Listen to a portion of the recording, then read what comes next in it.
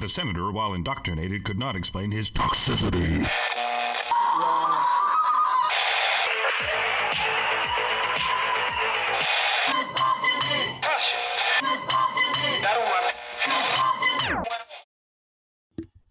Hello and welcome to Honey Badger Radio. I'm your host, Alison, and with me today on this very, very special episode of our show is Brian Martinez and Karen Strawn.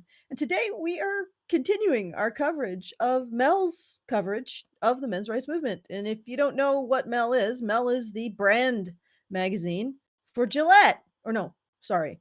Shit, I already made a mistake. I apologize, Shave folks. Club. Dollar Shave Club. I Mel, literally just woke up and you're fucking up. Jesus. I did that just for you, Karen. Okay, so Mel is the brand magazine for Dollar Shave Club. And I believe that means that it's just basically the thing you get when you get the product in the mail. So you just have the magazine and the product. They send it with the product. It's actually, because we have a membership to Dollar Shave Club. When you get your stuff, they send this little pamphlet. It's basically something that you read while you're sitting on the toilet. And that's what these are. They're like little pamphlets. Everybody needs that. Something to read while you sit on the toilet. It doesn't necessarily have to be Mel. Or you should just you know what? I think if you're sitting on the toilet and you need something to read, you should go to you should just get your phone, bring it in there with you, and go to Reddit, our dad jokes or our wholesome memes, and just let your experience just be pleasant. Or shower thoughts. Okay, can I get it? Because I'm really shower thoughts is too dangerous in my opinion. No. If you just want to have a pleasant poop, our wholesome memes, our dad jokes. And poopery, spray the bowl. Okay, now I have something really exciting to share with everybody who's listening. Our programming patrons or patrons who do programming, I sent them what's called the Google Perspectives API, and they constructed a program using the Google Perspectives system to determine toxicity, the potential toxicity of a written piece. What this means is Google Perspectives is a project put on by Google to try to, I guess, facilitate communication on the web that isn't hostile and toxic. And recently we saw a paper. I don't know if we covered this paper, but researchers, social justice warrior researchers, or perhaps they weren't social justice warrior researchers, they were just normies, I don't know. They went into men's rights forums and incel forums and MGTOW forums and Reddit forums devoted for all of those subjects, and they got the mean toxicity scores of a random selection of posts on those forums. And if you will, Brian, could you pull up that paragraph that I wanted to highlight? Because this is going somewhere, folks. This is really, really, really going somewhere. So I'm just going to read. What's the paragraph? Okay, Alison, I literally just woke up, so this had better be going somewhere. Oh, it's going somewhere. It had better go somewhere good. It's going somewhere very good. Very delicious. The tea is stooping. It is getting quite strong. Okay, just let me do this. Let me do it. Let me and Brian do this. Okay, page 7, Brian. I'm on page 7. We observe that the most hateful forums are sluthate and incels.is. Mean toxicity score 0.20, followed by men going their own way forum 1.16 and a Voice for Men forum 0.15. Interestingly, all of the subreddits in our dataset, Reddit, considered as a whole, have substantially lower toxicity scores 0.06, possibly indicating that Reddit has stricter moderation policies that remove hateful content allowed in the forums. Now, I just want you to focus on that 0.2. The average post in an incel forum has a toxicity score of 0.2 based on Google's Perspectives API, which supposedly determines the likelihood that a comment is indeed toxic. Now, please show my screen here, Brian, Yep. because this is where it gets juicy. All right, I have taken the liberty of putting the first. Okay, The headline. the headline. Oops, I made a mistake here. In the Honey Badger Brigade, female men's rights activists fight for their version of equality. And the byline, the most influential members of the men's rights movement might now be its diehard female contingent. But make no mistake, they're no mere pawns. Now, when you press to measure toxicity, you get a probability of 2.2803 toxicity. So this, just the headline and the byline of this article is more toxic than the average post in a incel forum. Now, I'll do one better. I will do some of the text of the article. Oh God, do the first paragraph where she disses the people in my neighborhood, please. I'll do it up to the first photo because it's not the photos have the potential to make the photos have the potential to make the freaking thing choke. All right. The first about 4 or 5 paragraphs, toxicity 0.4839. This article is 2.5 times more toxic than the average incel post. I've actually been playing around with this because this is really fun, and it's great that the patrons have given us a tool, a way of actually judging feminist posts. I've been playing around with it and putting some feminist posts through the Google Toxicity or Google Perspectives API. Okay, you okay. I didn't know what you were getting at. I just woke up. Yeah. I'm proud of you. Yeah, but yeah, I have been finding toxicity scores of average, like just feminist articles in the New Yorker, in basically mainstream mags, toxicity scores that are 2.5, 3 times greater than the average post in an incel forum, and also something like 9 times greater than the average post in like a men's rights Reddit forum. See, this is the tea here, folks. This is what's hilarious. Feminists and social justice warriors are writing articles with intense toxicity, and they're putting them out in mainstream forums. So these are things that they are paid for, that are given wide coverage by the establishment media. And it is multitudes of times more toxic than anything you'll find by private citizens in forums devoted to particular topics like incels, slut hate. And I can't even believe that the average toxicity score of a feminist article in a mainstream newspaper could be as much as 2 or 3 times more than a freaking forum post on slut hate. I mean, that is so shameful. But anyway, and I went through the rest of this Mel article, long story short, and pretty much the average toxicity score is about 0.5. So it is this Mel article on the manosphere is 2.5 times more toxic than the average pickup artist, not pickup artist, the average incel forum post. It is 3 times more toxic than the average post on A Voice for Men, which they consider to be the most extreme men's rights forums. And it is a full, almost 10 times more toxic than the average post in men's rights Reddit. Can you believe that? Yes. Oh my God. So this is incredible. Like this is a black hole of toxicity right here.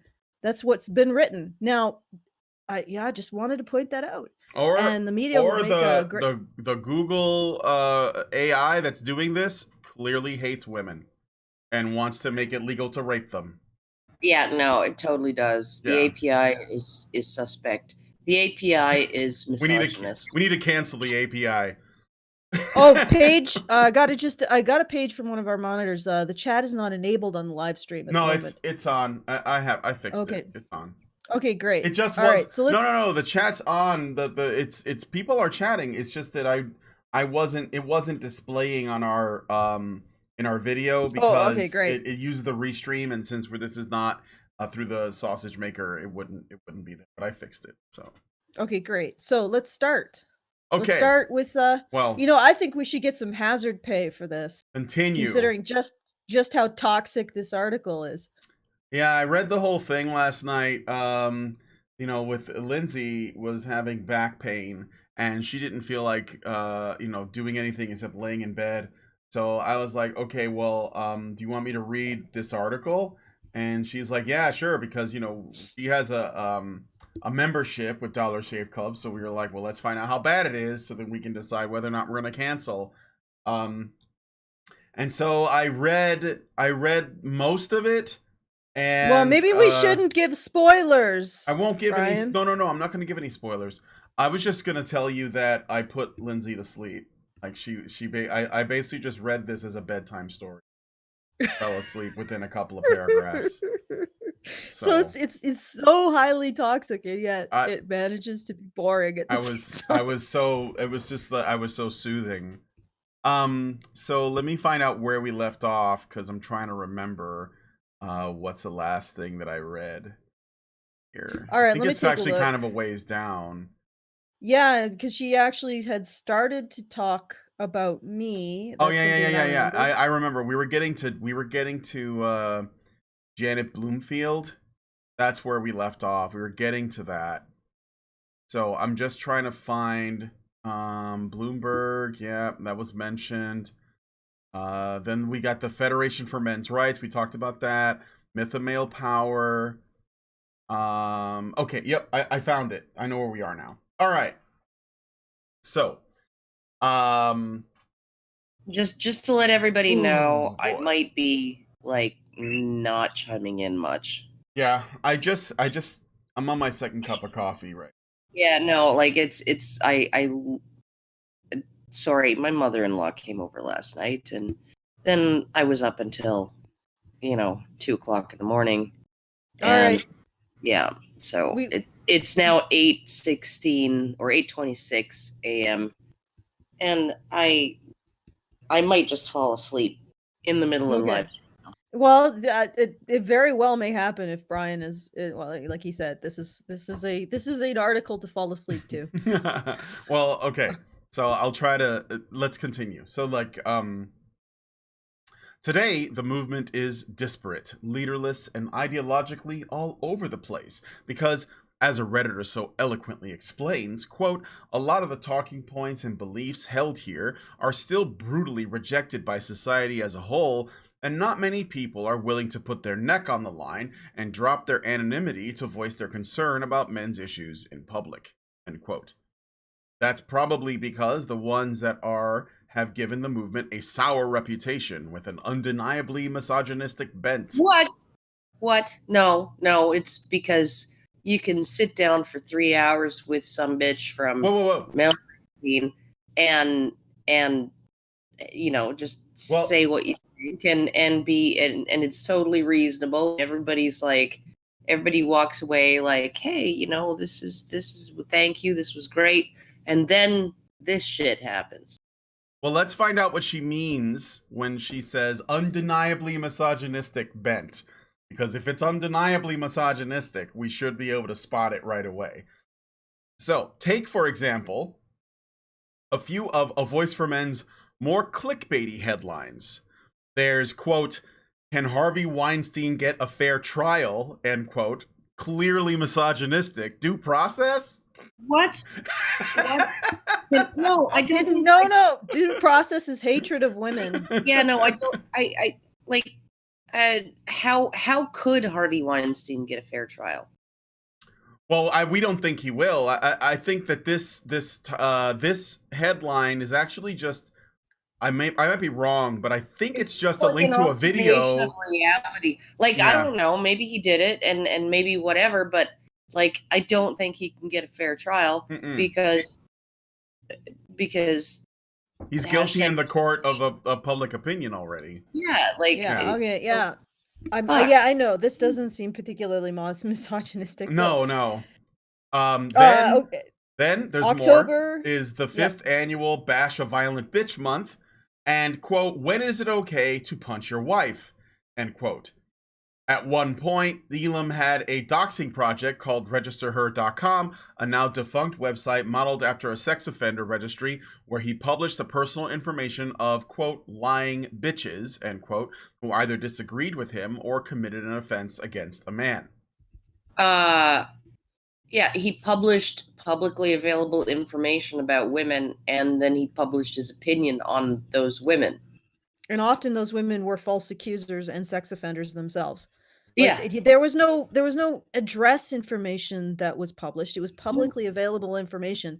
And the women who disagreed usually disagreed along the lines of, we want to kill 90% of the men in the world.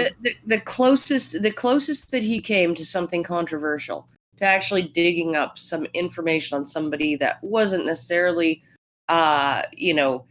just easy for anybody to stumble across, right, was the "you are fucking scum" girl.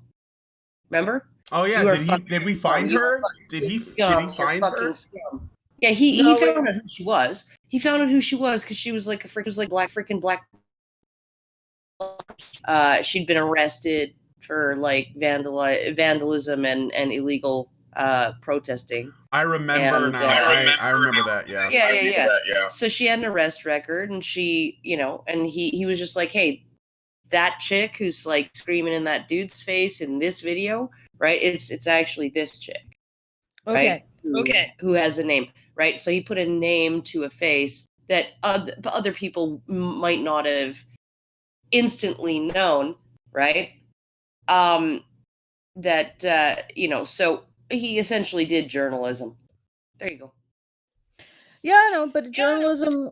Okay, Karen. I think you're gonna have to leave and come back in because that echo is hideous. Do you have your earphones in? Regardless, this all. I don't have my earphones in. Like I said, I just woke up. Okay, so maybe get your earphones so we can avoid the echo, because I know that people are probably suffering. What I wanted to point out is the article, "When is it okay to punch your wife?" I think the conclusion was never. Is October is a 5th annual Bash of Violent Bitch Month in response to Jezebel's article. Have you ever? Yeah, like, Yeah, have you ever beat up your man because we have, or something like that? Yeah. I remember that particular article. I also remember something that the head penis in charge of Mel's Brand magazine said, something about wanting to be a male Jezebel. So he wanted Mel to become a male Jezebel. Well, sir, if you want Mel to become a male Jezebel, then you have to write articles about how men have bashed their girlfriends for things like being afraid that they have breast cancer and other stuff like that. Beat her ass if she's a sniveling coward, afraid of being struck by a terminal illness. That was the kind of article that was being published on Jezebel when Paul wrote his turnaround.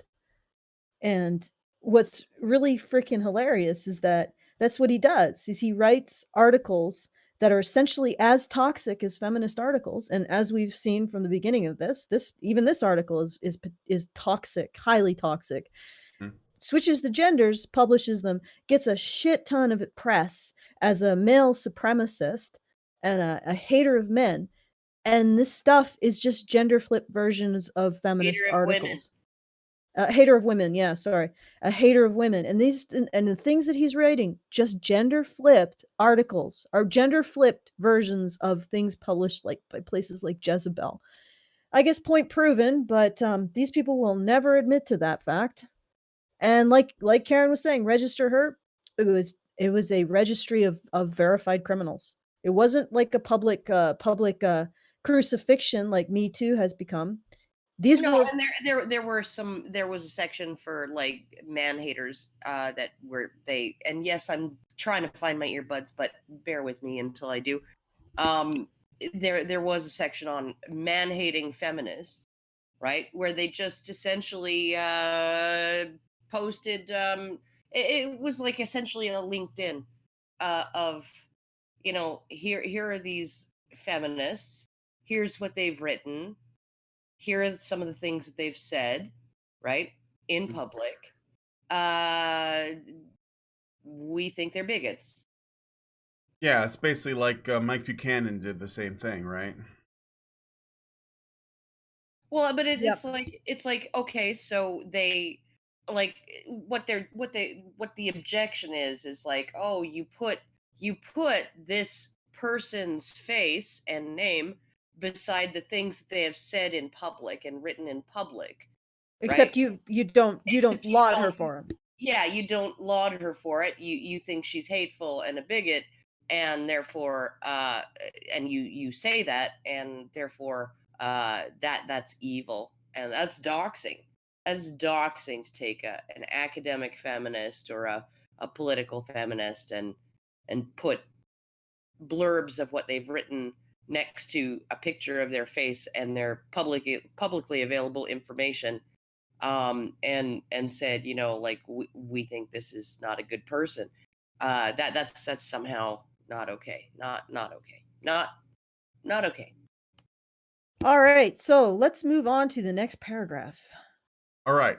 On the female end of things, Janet Bloomfield, an MRA who is widely considered to be among the most extreme, has published articles on her blog Judgy Bitch, such as, quote, "The world's most retarded feminist, I have found her," end quote, and, quote, "Why are feminist women so fucking pathetic," end quote. Thus, when Elam says things like, quote, "I love women, tell the world I love women," on a recent phone call, it's not particularly convincing given the evidence above. What? Well, she's equating women to feminists because why does he have to answer for Janet Bloomfield? Also, well, I mean, because Janet Bloomfield was, you know, active on A Voice for Men's site for quite a while, and you know, like, okay, you know, like I'm friendly with her. I think we've all been friendly with her. It's fine, right? But it's like, I think I've found the world's most retarded climate change denier. Yeah. You know, or I think I've found the world's most retarded racist. Yeah, or anything that We Hunted the Mammoth has put out. Yeah, like, you know, I think we've found the world's most retarded misogynist. Yep. Like, do any of those headlines cause any outrage, right? Other than the use of the word retarded, which can get you kicked off Twitter if somebody's, apparently, you know, if somebody's like rubbing his freaking keyboard over his ass so much that it hits the report button randomly. Okay. Oh man, I wonder if I hate it. I hate it when that happens. Okay. Don't you? All right, let's. All right, I'm gonna continue. I'm gonna continue. Yeah, I haven't seen Judgy Bitch in a long time, so it seems a little weird to bring her retired. up. Digging her up. She's gone. Yeah, no, she's gone, and her website is like, you can only find it on the Wayback Machine. I don't think you can find it on the regular internet. Yeah, I think she was tired of her children getting death threats. So let's like literally her issue was, I mean, like she was, I mean, one can argue that she was less circumspect in her rhetoric. You know, like this Isabel, she called me a polemicist. No, I'm not actually a polemicist. Judgy Bitch was a polemicist, right? And she was very, very uncompromising in her rhetoric, and that really did get her a lot of attention that I don't tend to get, and I don't think Alison tends to get the same level of, you know, just people wanting to fuck with us. Yeah, I mean, look at this article. I mean, we were the ones she interviewed, and she's still referencing Judgy Bitch. I know, and it's like, but it's like Judgy Bitch had, you know, like she had some things go down in her personal life, like a cancer diagnosis. I forget whether it was her or her husband. And and a bunch of problems with, her kids facing issues in school because of the fact that, oh, your mom, right, is this horrible, evil person. And then just so there was a lot of stuff going on there that just really nasty stuff. And you know what? When you're dealing with a cancer diagnosis in the family, whether it's you or your spouse, right? Why why wouldn't you retire from that life, right? From public life at that point. If public life is serving you up a big steaming pile of like making your children's lives difficult, right? So Ooh, I've actually discovered something really interesting about the Google Perspectives API. Would you kindly just share the screen here, Brian? Okay, so I'm gonna take you through a few little things that I just noticed. If you delete feminazi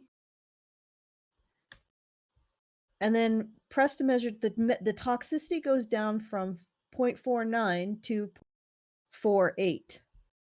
If you delete male privilege, the toxicity goes up. Actually, let me do a fair comparison. So this is with both. It's 0.4839 with both feminazi and male privilege. Without feminazi, it goes to 0.4585. But gotta put it back in. Can't you just undo? Yeah, okay. Yeah, well, it's just a little complicated, so don't distract me. And if you delete male privilege with feminazi in, so nothing is changed except deleting male privilege from this, the toxicity goes up from the baseline of 0.48 to 0.4943. So the inclusion of the term male privilege makes it less toxic. According to the Google API index. Yeah, that's what I was thinking when you So said that. When you consider that the inclusion of feminist jargon that is cribbed from war propaganda, because when you want to actually annihilate, genocide, or enslave a group of people, you talk about their privilege over you.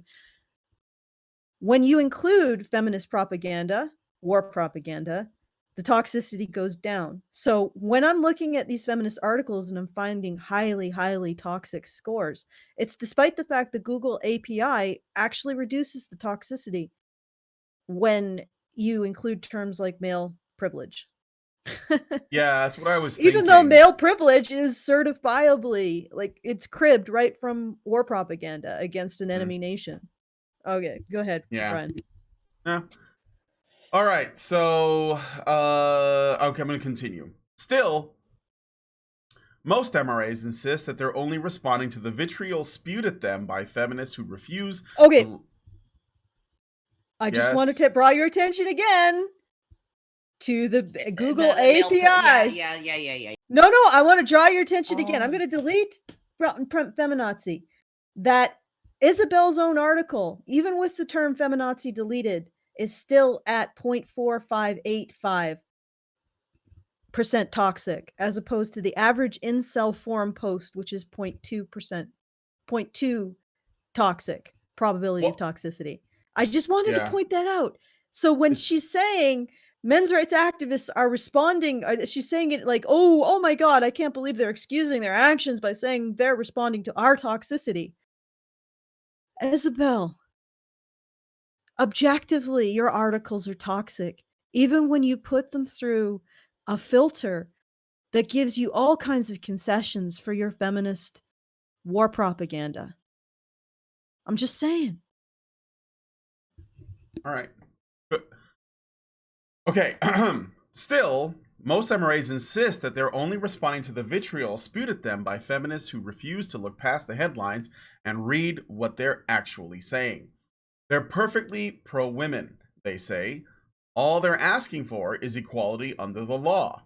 For that reason, they tend to resent being lumped into the, quote, manosphere, an online genus of largely misogynistic men's groups that can't seem to make up their mind between ignoring women and exterminating them. Incels Red pillars, pickup artists, and men going their own way are all part of this sect.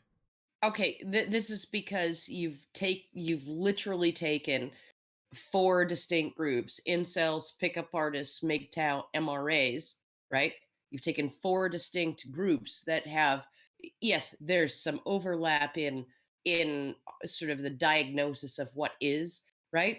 But there's a complete disparity in the approach to how to deal with it, right? It is like, okay, so you got MRAs, they go for mostly legal rights and some social issues. You've got MGTOW who are just like, yeah, no, we're gonna quit at least until the game is made fair. We're walking off the field. But maybe even if the game is made fair and the playing field is leveled, we're not interested. You got incels, I can't get laid, and you got pickup artists, they're like, yeah, everything's fucked, so let's just go out and get laid, right?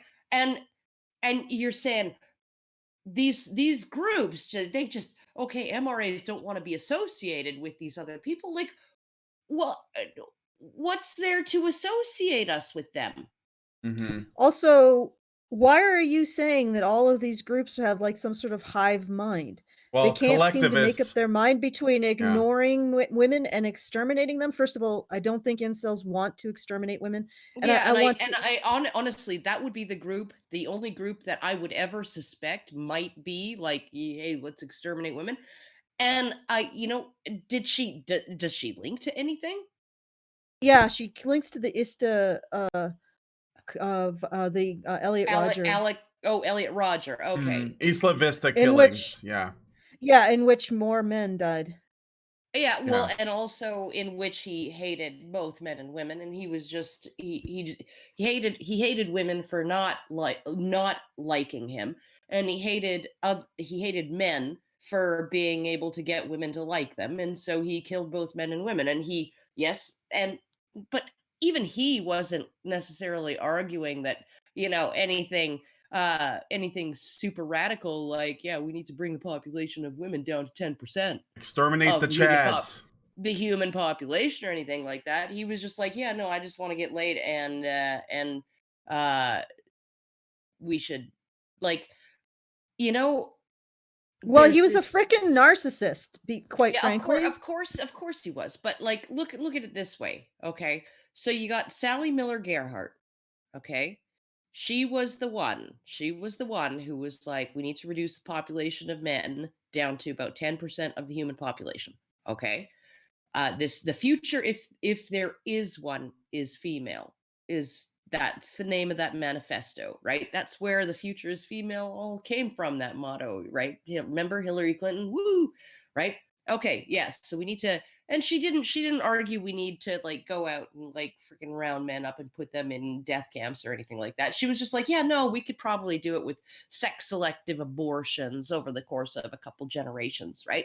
So, but she was one of the first directors of and developers of a women's studies program in a university in the United States. She was a pioneer of women's studies, and she wrote this in her manifesto back in like 1979 or 1981 or something like that, right?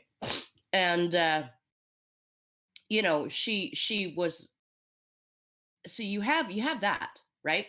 Okay, we need to perform sex selective abortions and maybe infanticide and things like that, right? And so massive social engineering program to only inseminate women with XX sperm, right? Okay. Because men are so horrible, they need to essentially be bred out of the population.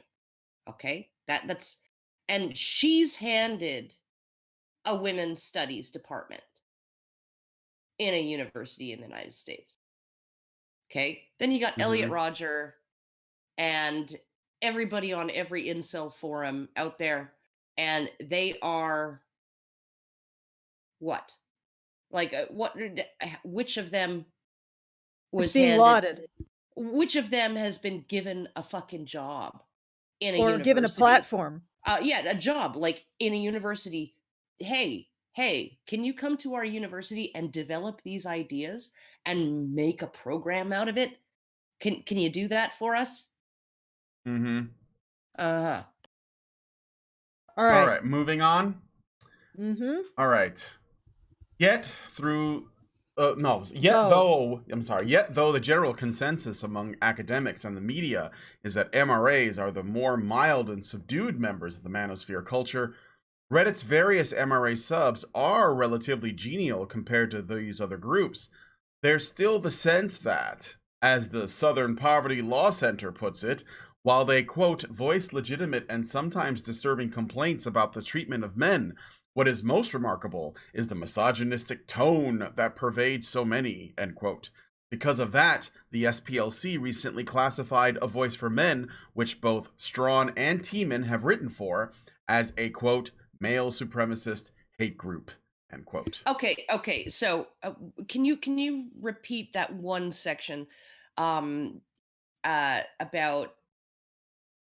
like, okay, so Voicing legitimate concerns? Yeah, voicing legitimate and disturbing. Yeah. While they voice legitimate and sometimes disturbing complaints about the treatment of men, what is most remarkable is the misogynistic tone that pervades so many. Okay. So, like, literally, if I write an article about a guy who was, I don't know, falsely accused and went to prison for like 19 years, but my article has, before he was finally exonerated, but my article has a misogynistic tone. It has a misogynistic tone. It's like, hey, can't we do something about women who make false accusations? Is there nobody who's interested in prosecuting women who make false accusations that lead to this shit, right? Mm-hmm. Then that's that tone. That's the critical feature. That's the remarkable thing, is my tone. Yep. Yeah. And the funny thing is, it's not the 19 years that guy served in prison. No, not that. No. It's your tone. And the funny thing is that what they mean by misogynist tone is simply we expect women to have be regarded as having the same, their actions to have the same moral weight as men's. Amy Young, University of Waterloo, YEUNG, University of Waterloo, Lay Misperceptions of Benevolent and Hostile Sexism. Google it, you'll find it. Read it. She's a feminist, and even she could figure it out, that if we don't treat women better than we treat men, then we're all seen as misogynists. Yeah, this is benevolent. Essentially, SPLC is engaging in benevolent sexism, which I thought was just sexism according to feminists, but apparently when it's directed at women that they don't like, it's okay. But then they're engaging in benevolent sexism, right? And everybody who looks at them thinks they're being non-sexist. That's the thing, right? Yeah, and I know. If they were not sexist, if they just treated women exactly, if they treated, you remember the Agent Orange, the Agent Orange files, right? You know, went into Radical Hub and found out that women who were basically taking care of little boys had the most incredibly vile opinions about throwing their charges out violent fantasies about harming boys, throwing boys out of windows, through plate glass windows. Yeah, and okay, so you remember the SPLC, right? When they did the first articles, the first blog posts on the men's rights movement and on A Voice for Men, right? Paul Elam challenged them, okay, why don't you go and look at all of this shit we dug up from this website called Radical Hub? You know, how about you have a look at that and write something about that, assholes, right? And they did, and you know what they did? You know what their investigation amounted to? Oh, they phoned Kathy Brennan, the lawyer who owned the website. Okay. They called her and asked her if she hated men. And she said, of course I don't. I have a brother. I have a son. I couldn't possibly hate men. Okay, investigation over. Wow, that's thorough. Right. And I think, and nobody at SPLC was like, I'm seeing some of the shit that this woman has written. She has a son. Maybe we should call child services to make sure that this kid is okay. Mm-hmm. No, they were just like, oh, yeah, no, she said it was all fine. She doesn't hate men, so we're good. Of course, when Paul says, I don't hate women, they don't take that. Oh, man, Yeah, such hypocrisy. it's not like he says, yeah, of course I don't hate women. I have a girlfriend. I've been with her for like 15 years, and I have a lot of female friends and blah blah blah. When I say, yeah, I have a daughter, and I love her. I'm super proud of her. She wears steel-toed boots to work, right? That's how gender non-conforming she is, right? And it's like, it's great. And yeah, and I don't get a free pass. Oh yeah, no, okay, so I don't need to look into your opinions anymore because you know what? You have a daughter. You haven't murdered her, and at least that we know of. And you say you are okay with women. So yeah, we'll just leave it at that. Oh, Yeah. and I remember a couple years ago, and this is going to be interesting in the context of that article or that study that I got Brian to share with you actually has found that there's a migration of young men or men period from the men's rights Reddits, which these individuals are admitting are milder, even though we talk about serious issues like really horrifying issues. And the reason why I bring this up is that a couple years ago, it might have been Paul, it might have been somebody else at A Voice for Men. It might have even been somebody from a different site. They wrote an article that essentially said, if you ignore these issues, things are going to get worse. Things are going to, you will get more and more young men who have psychological issues, genetic factors that give them antisocial violence, and they are going to start lashing out if you don't address these issues. And it's like, you recognize, even the SPLC recognizes that these issues are horrifying. And they don't realize, disturbing. Yeah. And they don't realize that if you don't address them, these men and young men are only going to become more and more radicalized, more and more violent, more and more hateful. And they're going to do it in response to your indifference to their issues. Or just isolated. Right, self-isolated and self-violent, acting. So I guess what I have to ask, Isabel, Mel, and the SPLC is this, and everybody else, all of the feminist organization. How do you want to deal with this? Because you don't want to honestly address these issues. You don't want to tell these young men that these issues are valid and should be our concern as a society. You don't want to address them. You don't want to deal with the mental health issues that result. You don't even want to allow that masculinity and manhood is a legitimate identity. You don't even want to give that to young men. So the real question I have for feminists is this. Would you prefer that we teach young men to just kill themselves? Quite honest. Well, hey, is that the preferred option here? Well, according to Sally Miller Gerhardt, sure. Like, let's do it that way, right? Like if we just neglect men and demonize men and tell them that they're shit long enough, they'll just do the work for us. We won't have to do the sex selective abortion thing or anything like that. We can just, and we can just make gametes. We can make zygotes out of technologically, medical technology fusing, woman's DNA into another woman's egg, and all the babies will be female, and it'd be great. It'd be great, super great. Yeah. And they don't take any responsibility for the level of toxicity that they're injecting into the world themselves. None whatsoever. No. Okay, let's keep going. Okay, moving on. Members are offended by this classification and point to some of their more reasonable arguments to defend against it. There are far too few domestic violence shelters for men. Male rape victims can be required to pay child support if their rapist gets pregnant, even if they were minors when it happened. And the majority of rape victims in the military are thought to be men who are too afraid to come forward. Then there are the disproportionately long sentences men are given compared to women for the same crime, and the concerning amount of acceptance we have towards female perpetrators of domestic violence. Elam, Okay, all of that's true. Yep. Yeah. Elam says. Oh, how are you going to dismiss it all, Isabel? Well, I think I know. I don't remember what the answer is, but to like go back to what you were saying about the SPLC and all of this, I think personally that they either don't care about the problem because it doesn't, they don't benefit from it, or they think that if there are problems that should be solved, and this is me being really charitable, it has to be solved by feminists, so they can do it their way.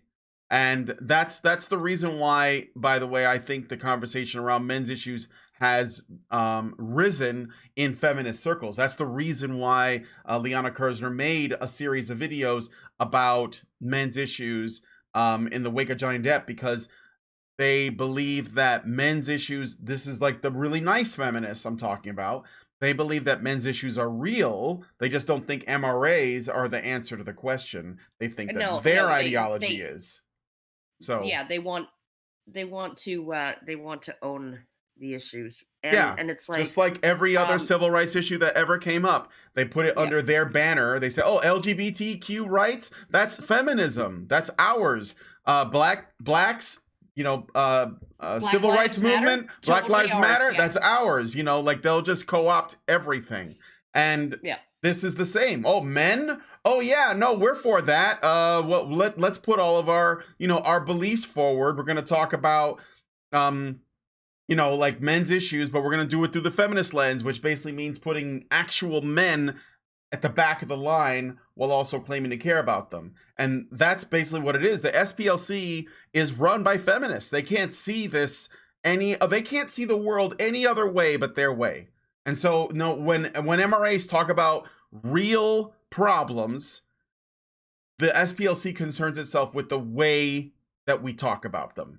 And that because they want to make sure that while, MRAs are talking about men's issues, that women won't be most affected by the discussion around men's issues. But of course... And they don't even mean women. They just mean their particular view of women as being morally lacking in any kind of agency. Yeah. Okay, continue. All right, now, anyway. Elam says that when MRAs try to talk about these issues in a calm, rational way, they're severely patted on the head and ignored, accused of whining, written off as basement-dwelling neckbeards, or given the old toxic masculinity treatment and told to suck it up. Part of that, of course, may be because the inequities they're referring to don't happen in a vacuum. They happen in the context of inequities of women... Of the patriarchy. In the context of inequities of women, people of color, impoverished people, queer people, trans people, disabled people, and anyone else who has historically been marginalized. It's hard for people to direct their sympathy and attention to a group of people who have not only historically had the most power and privilege, but been the ones regulating the power of everyone else. Though MRAs would argue men's power and privilege is falsely inflated and no more influential than anyone else's. As a result, their tactic is to be extra loud and controversial in order to be heard. Quote, without that rhetoric, none of this would have happened, says Elam. Do I regret saying that if a man hits a woman after she's been beating on him, that it's not assault, it's self-defense? I don't. That was simply to generate enough outrage to get clicks. All right, that's the paragraph. Okay. No. This is not.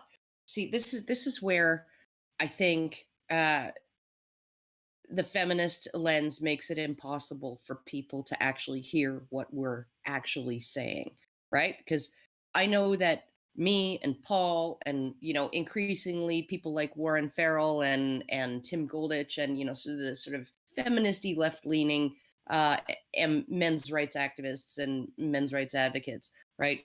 They're increasingly seeing this, right? That this is actually a problem rooted in biology. It's male disposability is not confined to women and men, right? It's and human society. No, it's in every fucking species that has differentiated sexes, that has two sexes. One has the larger gamete and the other has the smaller gamete. One has a limited number of gametes, the other has an unlimited number, and And you know what? The one with the smaller, unlimited number of gametes is just more disposable. They're more expendable. They're more likely to die. They're more likely to not reproduce. They're more likely to need to compete heavily to inseminate a female, right? Like, let's go back to the lobsters, right? You know, where you literally have lobsters pinching each other, male lobsters pinching each other to death for the privilege of inseminating a female's giant freaking stack of eggs, right? Like, the females aren't having to do that, right? No, they're not. They just sit there and wait until the males all freaking duke it out, right? And then they're like, yeah, no, you're pretty hot. All the other guys are dead. You're pretty cool though. And like, so like, this is not a societal problem. Like, this is not a culturally constructed problem. This lack of compassion for men, this inability to see men in terms of, you know, having an inherent self-worth, an inherent value as men that is equal to the inherent value of women, right? This is not like, this is a much older problem than humanity, right? And I think that honestly, what feminists, this is why feminists will never be able to solve the problem, is because they won't look at that. They will not look at that really this is a problem of instinct. It's a problem of old wetware. It's a problem of the reptilian brain. It's a problem of our limbic systems, right? And they won't even look at him as men. That's why they always they'll say, oh, no, that's not because he's a man. That's because he's black. Or that's not because he's a man. That's because he's disabled. Or because he's gay. Or because he's trans. Right. Or because he's poor. Or because, you know, he's mentally ill. It's like you can never see the man part, because your intersectional lens is fucking with it. No, the reason why is because they have a blind spot in terms of how their own biology, their own wetware, their own instincts don't want them to see men that way. Yeah. Well, and here's the other thing. Not only are they are blind to the fact that men have to earn a sense of value in order to have value in society, they want to take away men's ability to do that too.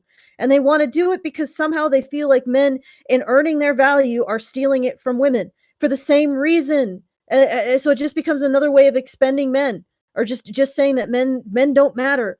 But here's the thing. Humans are more complicated than lobsters. And there's more factors at play. Okay, because yeah, sure, but there's also more ways that the front of the beautiful, beautiful, deceitful tool at the front of people's foreheads, right, can write a narrative to excuse just being able to just act on pure instinct. I'm acting on pure instinct. I don't care about men. I don't know why. Oh, hey, here's the front of my brain to tell me why I don't care about those men. Oh, it's patriarchy, and it's toxic masculinity, and it's all these other things that I cooked up to excuse why I don't care about them. Okay. And then there's the other thing, the other issue, because men can sacrifice in competition, and women can basically direct them to sacrifice in competition, because it is women who set the gender role, who set the foundation for men's sense of achievement, because who are they doing it for?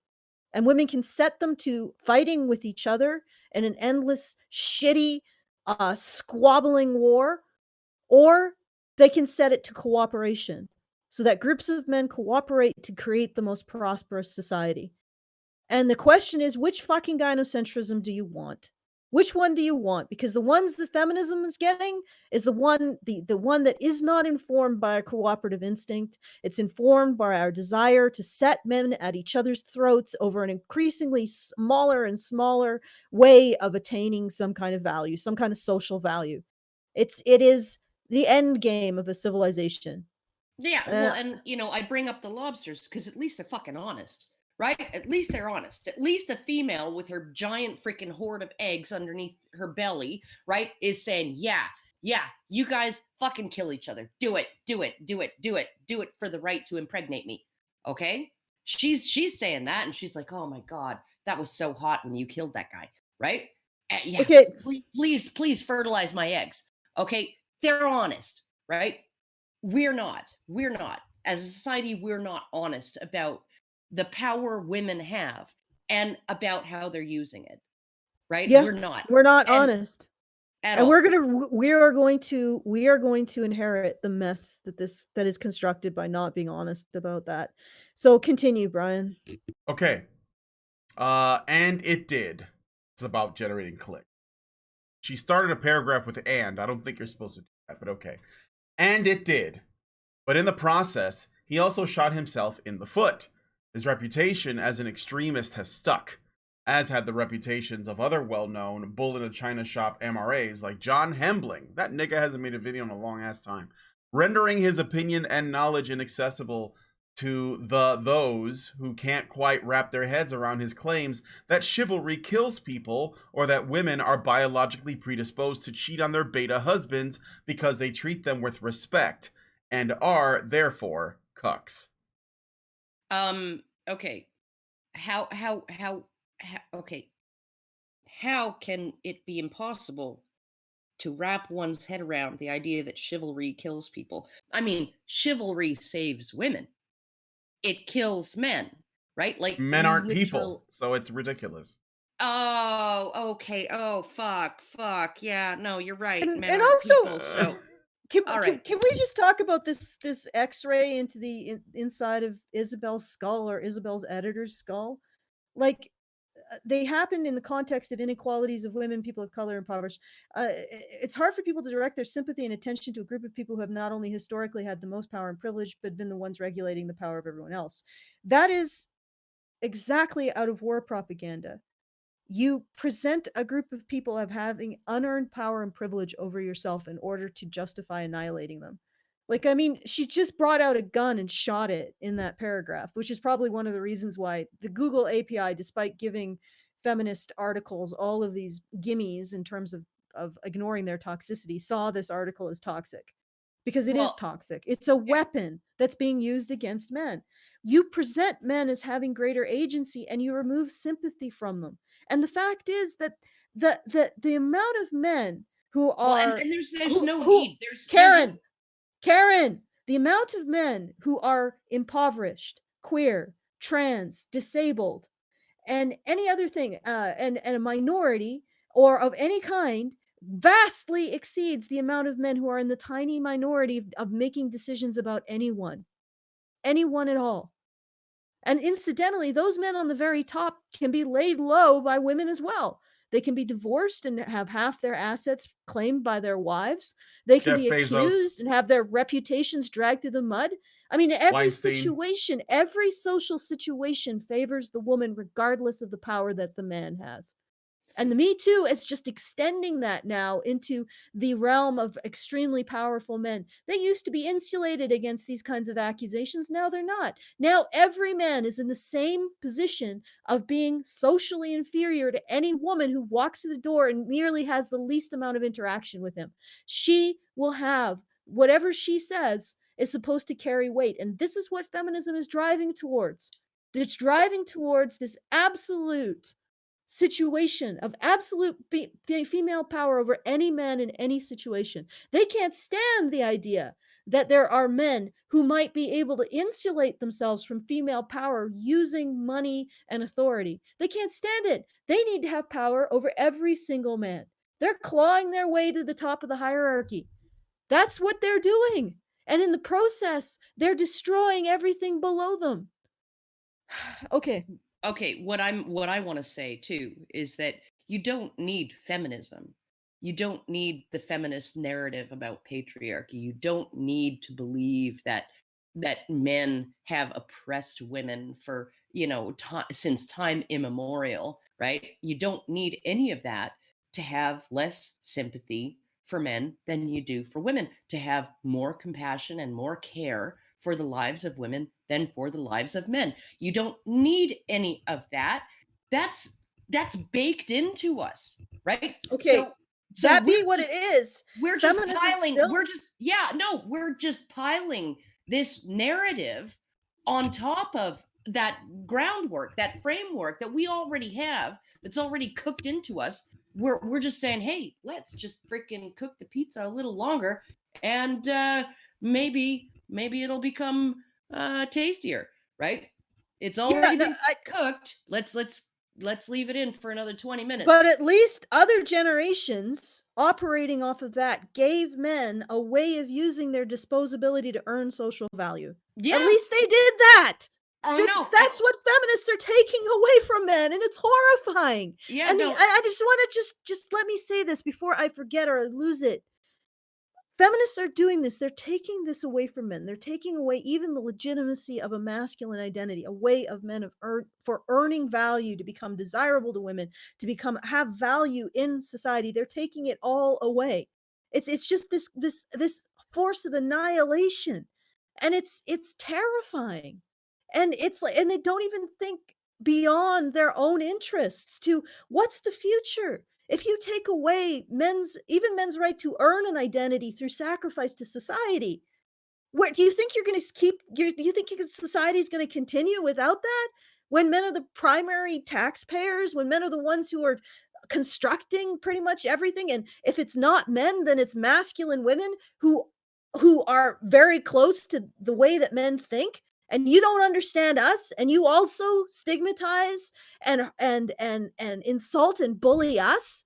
Like, how do you think this is going to continue? How do you think that when you express a desire or a need as a femme, when you say, oh, I have this feeling that I'm being acted upon, somebody do something, who do you think is going to do it? If nobody can actually develop their masculinity, and they're completely and utterly stigmatized and blasted and treated as socially inferior for doing so.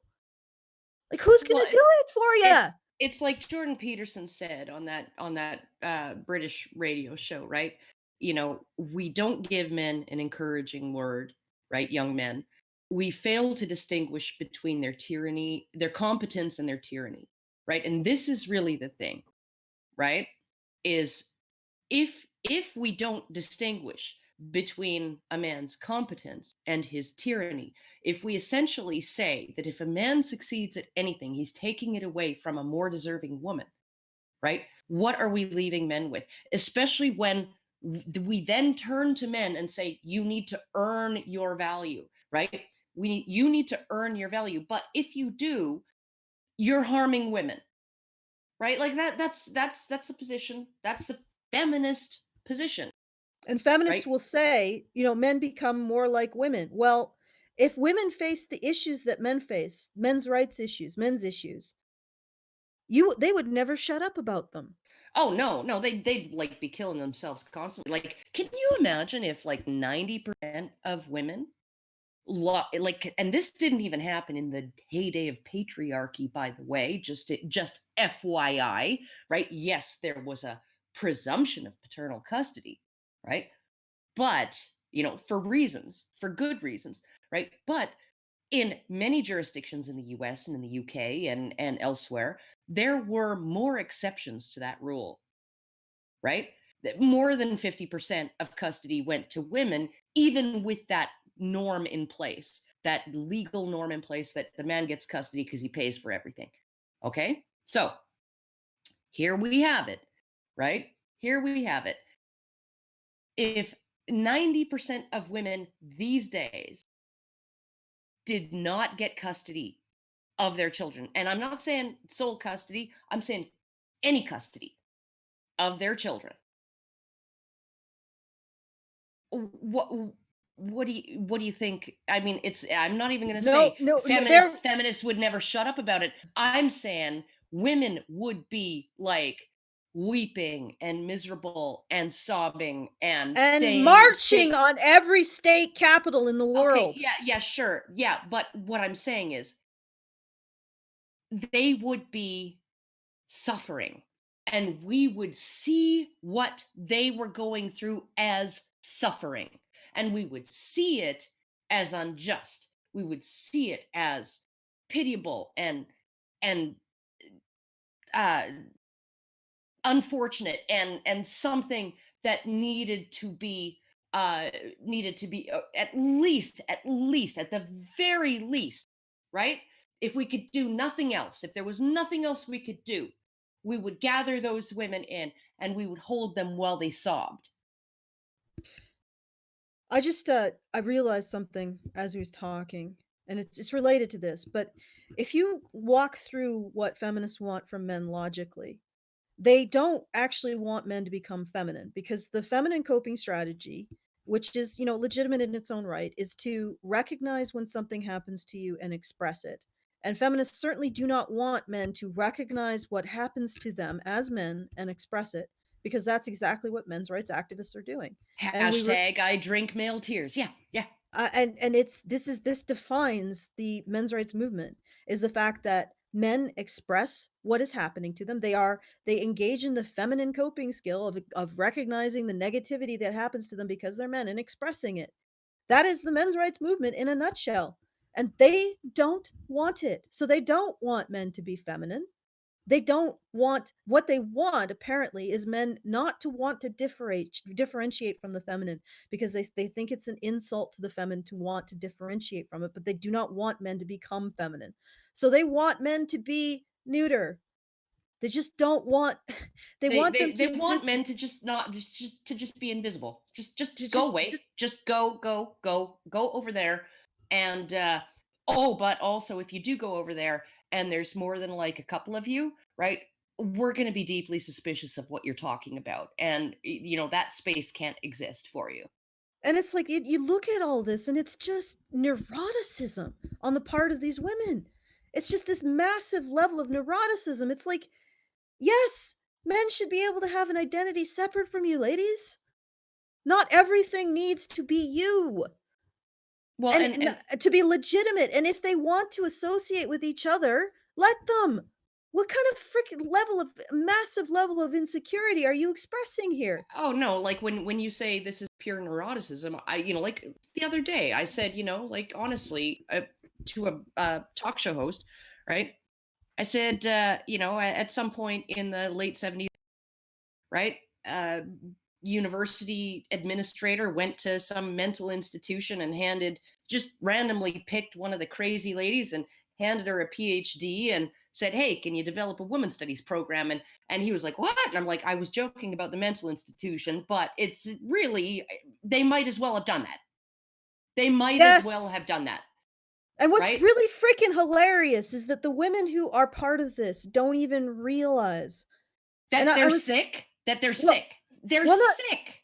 not just that they're sick, but that they exist. Like, they literally exist. They only exist as a fold within men's psyche. That's it.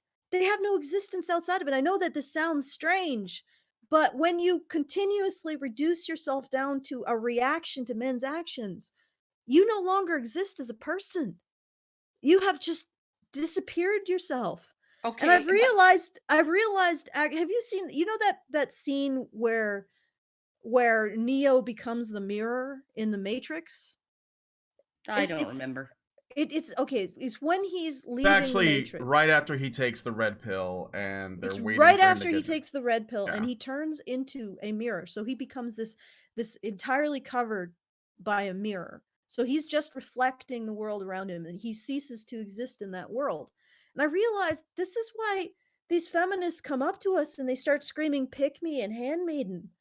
It's because we cease to exist in their world. We're just a mirror. It's like a cat batting at itself in a mirror, screaming all of these epithets, and they're screaming them at themselves because that's all they can see. Because we no longer exist in the world that they exist within. We have transcended, Karen. We exist Um, in a world of moral agency. We exist outside the matrix.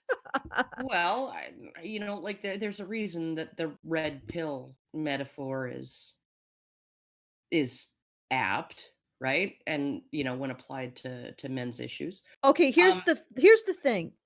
When you engage as a woman, when you engage in reducing yourself down to reaction to men's actions, your world is entirely defined by men's actions. You exist in a cage entirely defined by men's actions.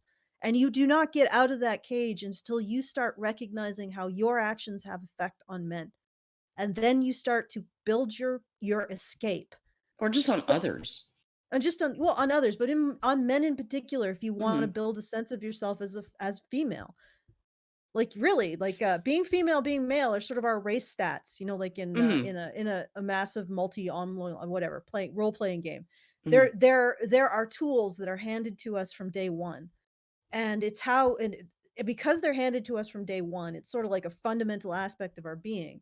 So yeah, you sort of have to learn how your actions affect men in order to have a sense of agency as a woman. And if you can't, it's that they are not like feminists want to talk about creating this they're not creating a gender neutral paradise. They're just digging themselves further and further into the most disturbing construction of extremist gender roles of all of human history. Oh no, and they're giving up all their power to men. It's like you said ages ago, and I've used this line, and I usually try and attribute it to you, right? That they define women as the substrate upon which men write their actions. Right, their actions. And this is like that statement that men have all the power. It's like it's just Isabel or Isabel's author or editor simply describing their own mental state. Well, yeah, Isabel and Isabel's editor, of course men in your world have all of your power because you have decided to exist as nothing more than a figment in men's psyche. That's all you are. And when you turn to us and scream pick me and handmaiden, you're screaming at yourself because we don't exist in that world at all. We're basically Neo covered in mirror. And you can't even perceive that we don't exist in your world, so you just see as a mirror, like a cat batting at its reflection. It's like and I don't even know how to convey this because it's impossible. I mean, it's impossible to explain a state of being. It's impossible to explain the fourth dimension to a third dimensional being. It's impossible to explain this state of being to these women. It's impossible because they don't and I realize they don't even understand the mechanism that underlies the world that they exist within. They have no concept, nor do they have any concept of the power that they have over it, which might be a good thing now that I think about it. And this brings me to my last point. Yeah, you're right. Compassion for men is a rarefied commodity, but what I've noticed looking throughout history is that when it comes into play, boy, howdy, is it a game changer. Like it is like an earthquake, a psychological earthquake that just lays everything low. So yeah, it's rare. It's also possibly the most powerful shaping force in human history. Just putting it there. Okay. All right, I'm going to read the next paragraph now. That's where Strawn, Teeman, and the rest of the mostly female Honey Badger Brigade come in. There's a token guy named Brian on the podcast. Hey, I got to mention. I'm the token. Yeah. You're the token. Yeah. Isn't that a bit racist? Yeah, you're not just a token. You're not just a token male. You're the token brown person too. Yeah, Wait, is Lauren the saying token brown? No. This is she clearly wasn't looking at videos from the last 3 years. And she says the token guy named Brian. So it's basically I'm the token man on the podcast. Which I guess I'll take that. Named after the viral video of the crazy, nasty-ass honey badger who doesn't give a shit, they've developed a critical, effective arm of the men's rights machine that uses their femaleness as a loudspeaker to amplify the voices of men, take down feminism, and put the tired idea that men are villains and women are victims to rest. If you ever want to hear about women behaving as badly as men, try this episode on For Size. So there's a link. And it goes to HBR Digest number 9. I don't know what Digest number 9 is about. So, but it's probably about some criminality in women. If you ever want to hear about women behaving as badly as men, because men are angels, Isabel. Eh? They're angels. But you don't believe in benevolent sexism or chivalry or the Victorian notion of the angel in the house. No, you're a modern woman. Christ. No, if you want to hear that like women can be bad actors, go here, right? But you probably won't want to go there because nobody wants to hear about that. Yeah. And then they have a link to the original, Honey Badger Don't Give a Shit video. So people can watch it, which is probably the most entertaining thing on this entire page. Crucially, The Honey Badger Brigade and its followers seem to market themselves with a certain approachability that's absent in more male-centric MRA spaces. This very non-threatening video of several of them having what looks to be a nice ladies' day at the beach would be a prime example. There's a video of us at the beach? Cassie J's the red pill. That's what the one where you're sitting on a patio. Okay, yeah. But while they're... Oh, God, Jesus Christ. Like, seriously? A nice ladies' day at the beach. Are you... Okay, all right. Yeah. All right. Okay. In okay, your shawls with your wine and your Oh yeah. Your knitting. avocado Your knitting. toast, doing your toenails.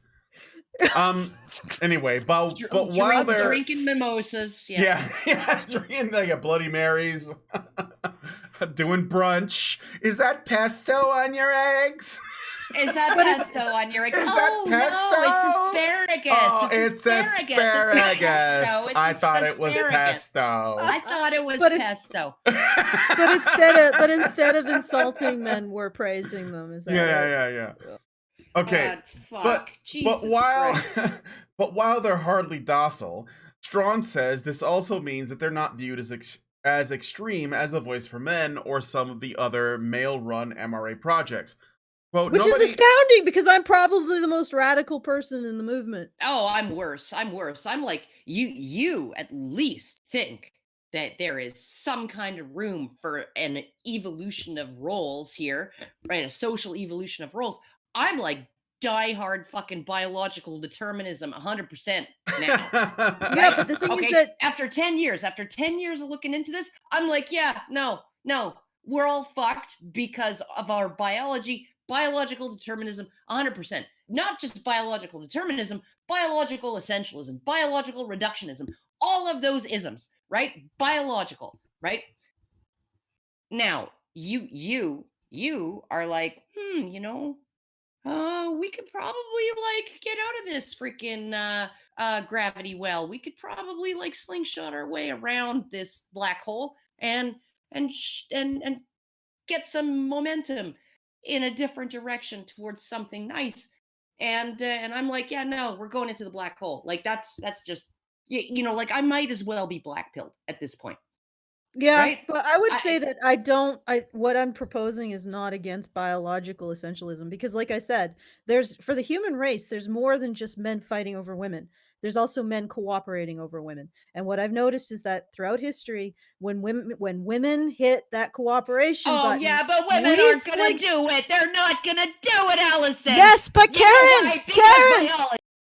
But no, because it has happened in the past. So obviously biology has the capacity for this to occur. And you know what else happened in the past? Nobody invented Twitter. Nobody invented Facebook. Nobody invented Instagram.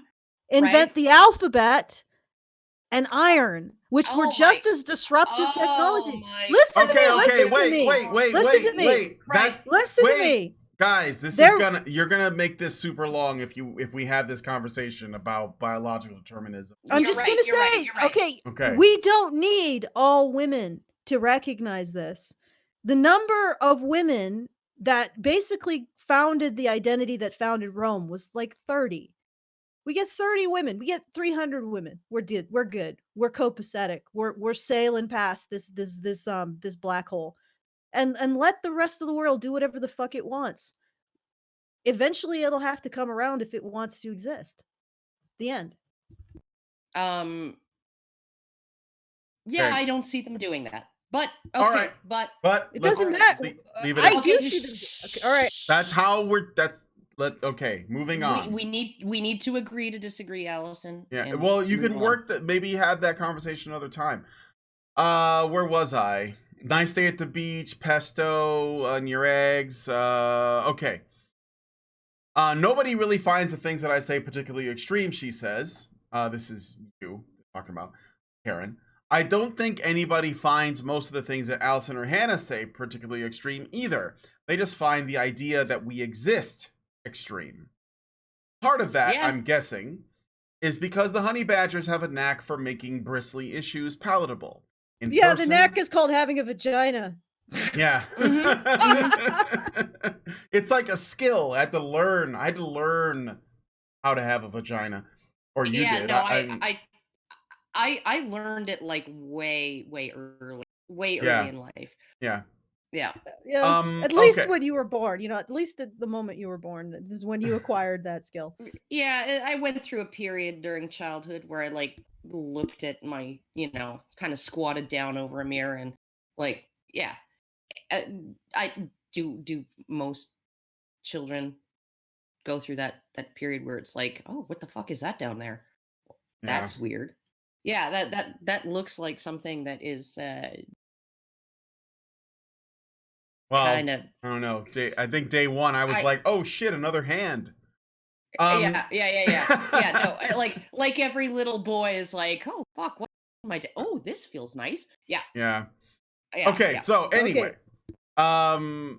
Part of that, I'm guessing, is because the honey badgers have a knack for making bristly issues palatable. In person and online, Strawn is funny and gregarious with a killer deadpan and a knack for storytelling that helps mask bitter taste of some of her opinions and anecdotes. Once she tells What? me, well, like that, like basically the truth that you're giving is bitter tasting for someone like her. It's bitter. It's so bitter. Yeah, like Yeah.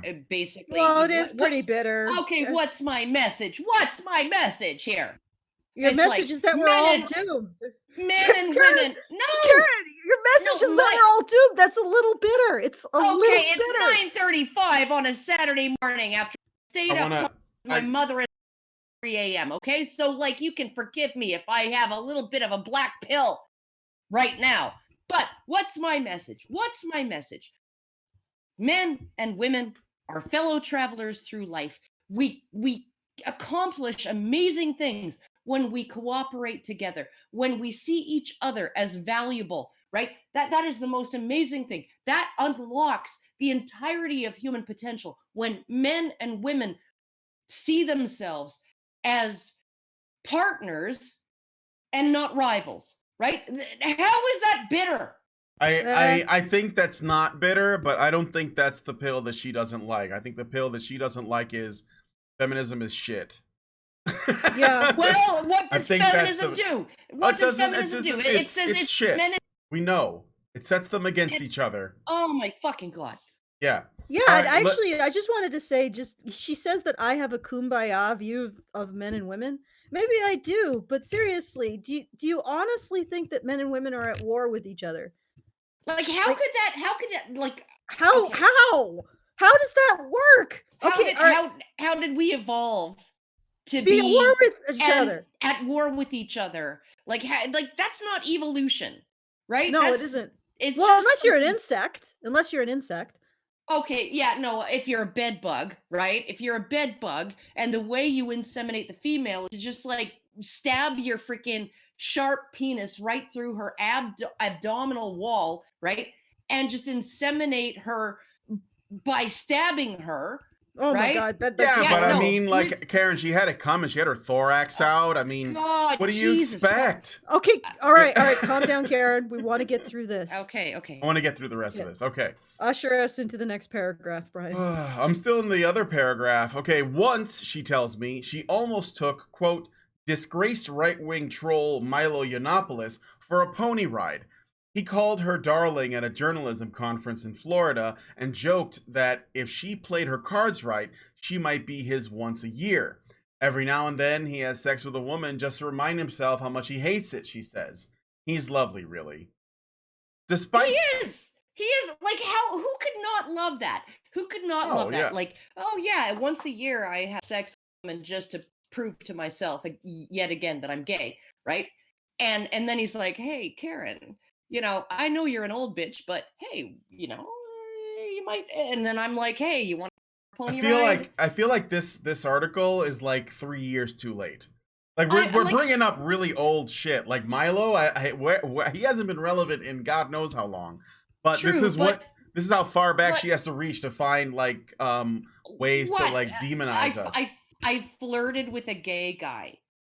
I'm a straight or mostly straight woman who flirted with a gay guy, right? And had some laughs, did some double entendres, and somehow there's something sinister in that, right? Like No, when I think she's saying that there isn't anything sinister. You're making Milo accessible. No. You're seducing her with your Milo anecdotes. No, Well, go to the next paragraph. I'm gonna go to the next paragraph. I'm going to the next paragraph, okay? Because she actually has more to say about Milo. Despite the fact that I'm well aware of Yiannopoulos' many bigotries, he's a neo-Nazi, there's something about her self-assured composure and the gently chiding mother knows best tone of her voice that lulls me into a false state of assuredness about what she's saying. And I find use periods, Isabel. Periods are your friends. Reduce the size. You shouldn't have a sentence that's the size of a fucking paragraph. And also gay neo-Nazi, gay Jewish neo-Nazi, a gay Jewish man who's married to a person of color is a male, like a person of color who's a man. Yeah, that's a neo-Nazi. All right, neo-Nazi, total white supremacist, all the way. Okay, yeah. I got you there. I think this is a critical research failure here. All right, continue, Brian. Sorry.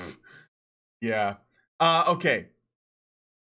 And I find myself listening to her more outlandish statements, like adolescent boys are more affected by sexual abuse than girls because they're more emotionally vulnerable and constitute a different type of victim. I never said that. What I said is that there are problems that, if anything, like if we reacted the same to adolescent boys sexually abused by the opposite sex as we do to adolescent girls who are sexually abused by the opposite sex, adults of the opposite sex, right? All of it would be pretty much equal, right? The reason that boys are particularly vulnerable is because, number one, they mature more slowly than girls, right? The feminists claim this all the time, right? That girls mature more quickly than boys. They are mature at a younger age than boys in terms of their intellect, their emotional intelligence, all of that stuff, right? Boys can get roped in emotionally by, like, you don't have to put as you groom these boys, right? And then you violate them. And then when they come out the other side of that, what are they told? Well, you were lucky. You got lucky. Geez, I wish I was you, right?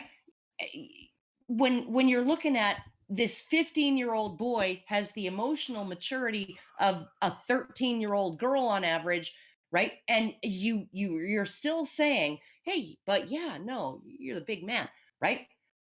And then you're vulnerable to paying child support. Like how do we not see, right, that this is a problem, that this is a particular vulnerability in terms of boys abused by adult women when this is what they face? Like, they have all the same negative sequelae, drug abuse and suicidality and depression and anxiety and failing at school and inability to concentrate and all of those negative sequelae, right? Okay, they have all of the same things after the act, but you know what they get on top of that? They get, you really lucked out, kid.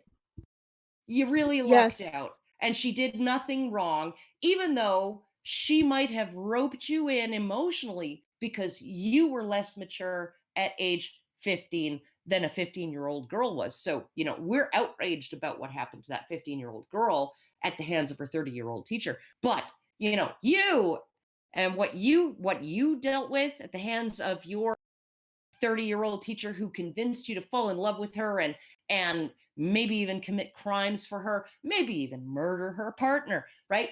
Okay, yeah, no, but you lucked out because you got sex. It's great. Good on you, right? Yeah, I mean, it's really hard not to defend the statement that it isn't, that boys, because they're also told that they're lucky, aren't a different type of victim, because they're not just a victim of an adult sexual predator. They're also a victim of the society that thinks that it's okay. Yeah, and they're also a victim because emotionally they're not as mature as girls their same age, and so they don't have defense mechanisms. They don't necessarily have their social and sexual boundaries laid out at that point, right? Okay, so she goes on to say, as if I were watching Mari Murray, not about to fact check everything she says. So did you fact check what she said? Did you fact check the fact that the boys tend to emotionally mature later than girls? Did you fact check the fact that society tells boys who are abused that they got lucky? Did you Uh, fact check all that? Seriously. yeah, Or like, did you just simply say, well, if I fact check this, obviously the facts won't check out? Okay. yeah, Let's no. Moving on. let's continue. All right. Why? Well, the truth is that she's a woman. I trust her more. I intrinsically feel more comfortable talking with her about these issues than I would a man. Because MR vagina, yep. Yeah. Okay, there MRAs. you go. The one true thing she said in the last paragraphs. Yeah.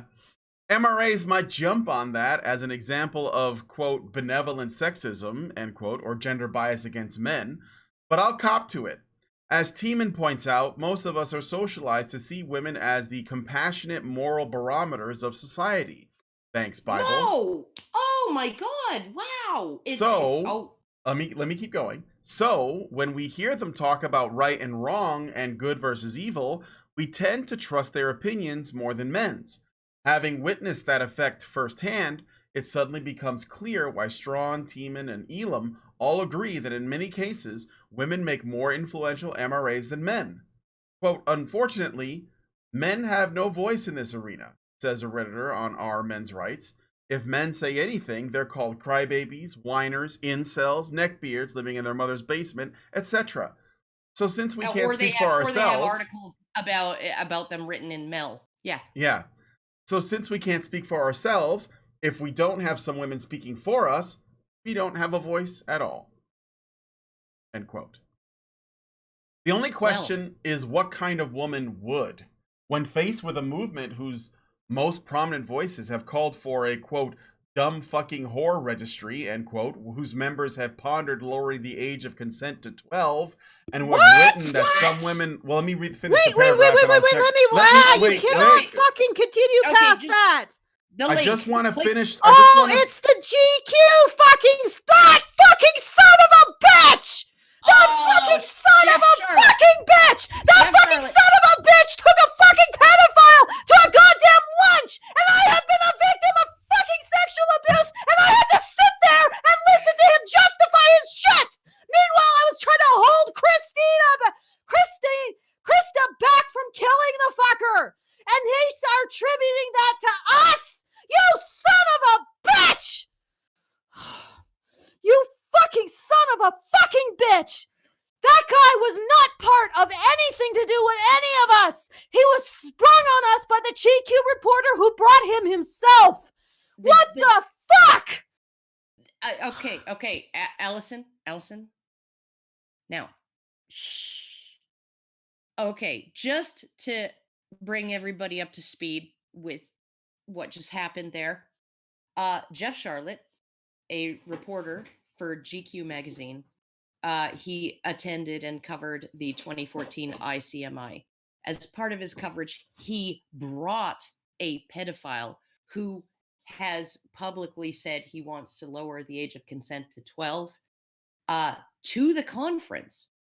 As, bought him a ticket, brought him to the conference, and then used him in his article as an example of the type of person that would attend an ICMI, and wrote an article. And the article, go look at it, GQ 2014 ICMI, right? Go to that article, go look at the photoshopped images of Crystal Garcia, of Sage Gerard, of Paul Elam, photoshopped to make them all look like they're playing dueling banjos in Deliverance. Okay?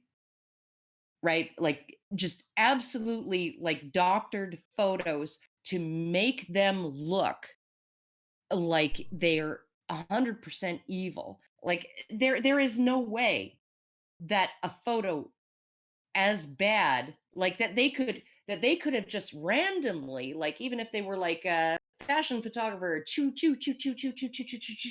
right? Okay, take 50 freaking shots in a minute, right? There's no way they could have actually gotten photos that bad, right? That made the people look that bad, like drug addicts and freaking hillbillies and inbred freaking whatever, Yeah. something from out of the Texas Chainsaw Massacre, right? They had to have doctored those photos.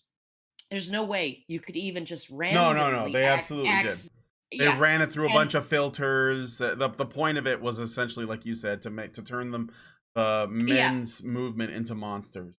Yeah, and the person that Jeff Charlotte portrayed as being, just another attendee of this men's rights conference was someone he brought to the conference. As far as we know, because the guy was only ever seen in attendance with Jeff Charlotte, and he brought him to he actually, ironically, let's call him Charlotte. Okay, ironically, this is the one time he showed that any kind of humanity. So he invited me, Crystal, and Jess, and Rachel, and my husband out to lunch, and we didn't know that he was going to bring his pedophile friend, and his pet pedophile. Yeah, his pedophile friend. We didn't know Charlotte was going to bring his pedophile friend, so he springs this guy on us at lunch, and this guy lays out his shitty ideas. And I'm sitting there and I'm like, and later I told Charlotte, that I have been a victim at the age of 12 of a male sexual abuser. And you did this to me. And he actually apologized. And yet we still have to, this is the thing. This is what's so astounding to me. He apologized in person, but then he still wrote this article. So fucking astounding to me is that the press can spring a pedophile on a victim and then just walk away and say, yeah, that victim, she's responsible for the words of this guy. Yeah, this pedophile. That's unfucking believable what they are doing. Yeah, it's unfucking believable what you are doing right now, Isabel. You didn't even ask me about that or my permission. No, instead you are fucking re-abusing me by doing this. You guys are sick. Your entire fucking establishment is fucking sick. Okay.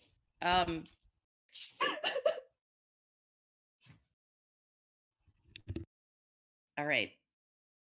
So, Jeff Charlotte has a special place in hell reserved for him. And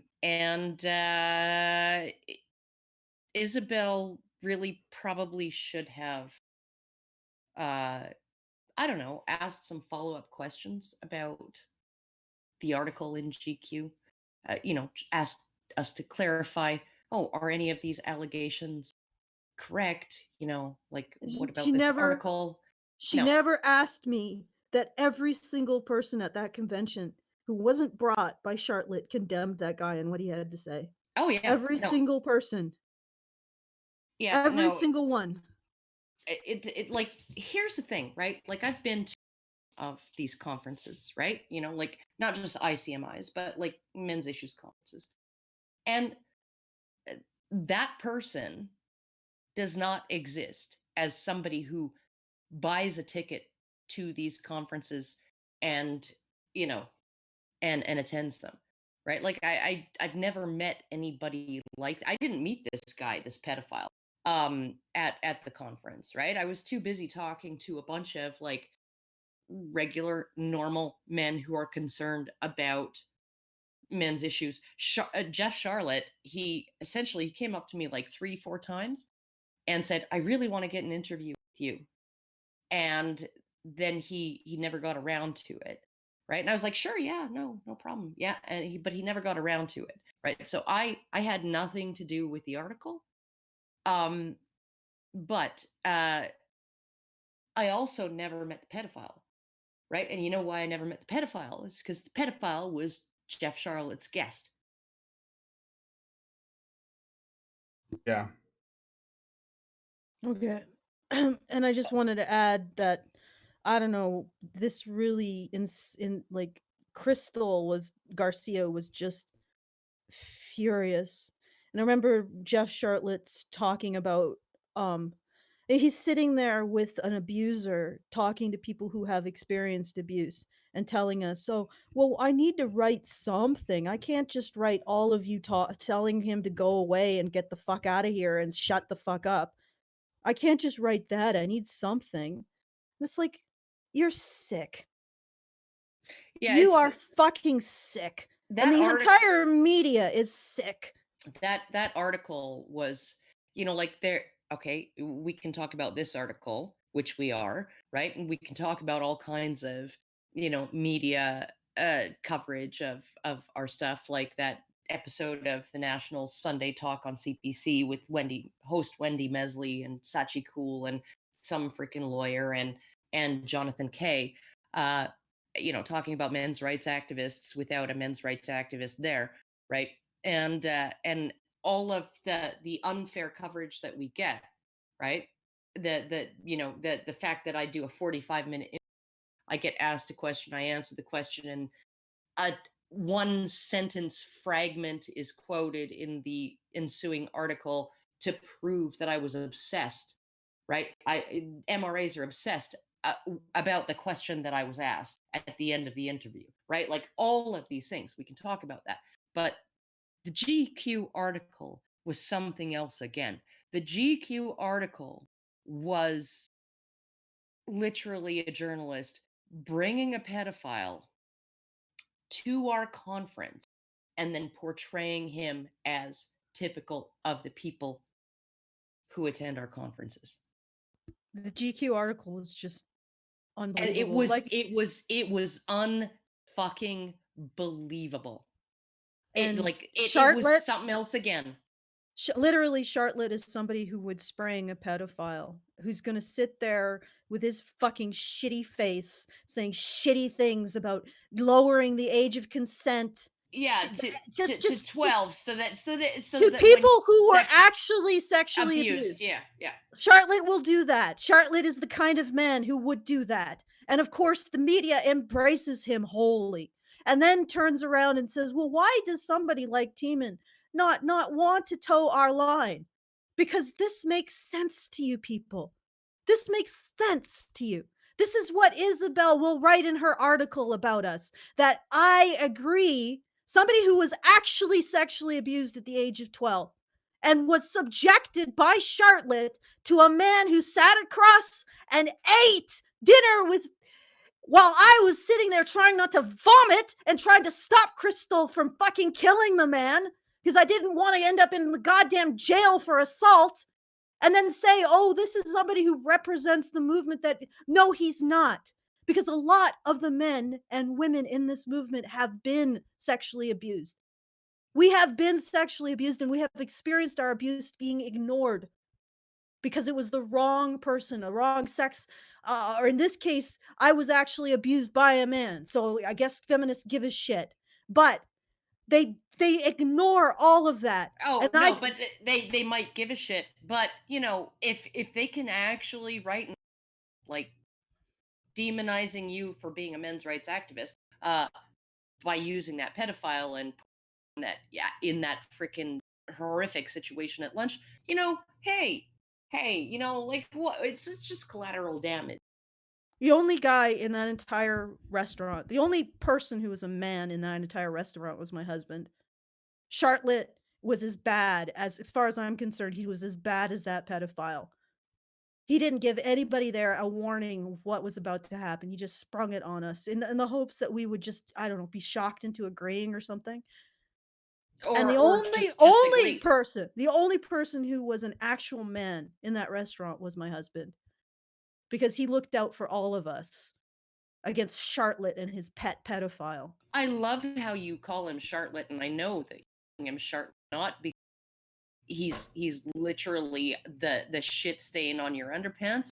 After you have a greasy fart. Okay.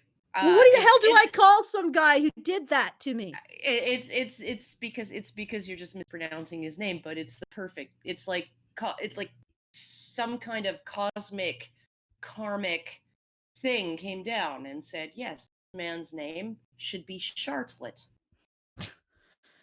My husband was the only one And he was actually trying to keep Crystal from killing him, probably trying to keep me from having a fucking nervous breakdown, trying to keep Rachel from running her mouth, and it just trying to keep a lid on all of this. And Jess, yeah. And Like Jess, just running interference. Like that was you want a patriarchal bargain, Isabel? Michael Flood? You guys are making patriarchal bargains with these sleaze balls. These slime balls like Charlotte. I am making a patriarchal bargain with a man who sees that I am uncomfortable and immediately steps up and says, "Yeah, dude, you gotta chill. You gotta move. You gotta get your ass a little further away from these women because they're obviously not comfortable with this, and actually attempts to protect us from you." Yeah. Those are the men that I'm attracted to. Yeah. And what I've noticed is feminists seem to be attracted to men who will tell them any bullshit, any amount of bullshit. Meanwhile, they're moving their hand up your skirt. And they'll mesmerize you with any line of bullshit, rather than men who will tell it like it is. But when you are in trouble, they have your back. Yeah. All right. Okay. Let's move on from this because this is.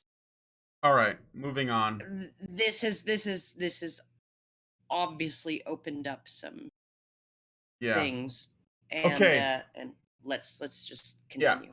And who have written that some women, quote, walk through life with the equivalent of an I'm a stupid conniving bitch, please rape me neon sign glowing above their empty little narcissistic heads, which is a reference to Elliot Rodger, who is not an MRA, never was. Actually, he was subscribed to the Young Turks, so you might want to follow those people. It's fair to ask. Kelly Blue Book as well. Kelly Blue Book? Well. Oh, was Elliot Rodger following her too? No. Kelly Blue Book is the car thing that like it's essentially like, okay, here's a 1979 Toyota Corolla, here's what it's worth. Kelly Blue Book. Oh, okay. Yeah. Elliot Rodger had his fingers in a lot of pots, but not ours. It's fair to ask, what would possibly compel a woman to put men's rights first? One way to answer that question would be to ask someone on the outside, someone who knows a lot about anti-feminist women. Oh, I bet they do. Michael Flood. Oh God, fuck, no. Yeah. Right. And I can't, you want to hear something? Because like, I've seen some tweets from Michael Flood recently, and I tried to open a new Twitter account, and it demanded, before I could even search or surf any tweets, right? It said, you have to enter your phone number.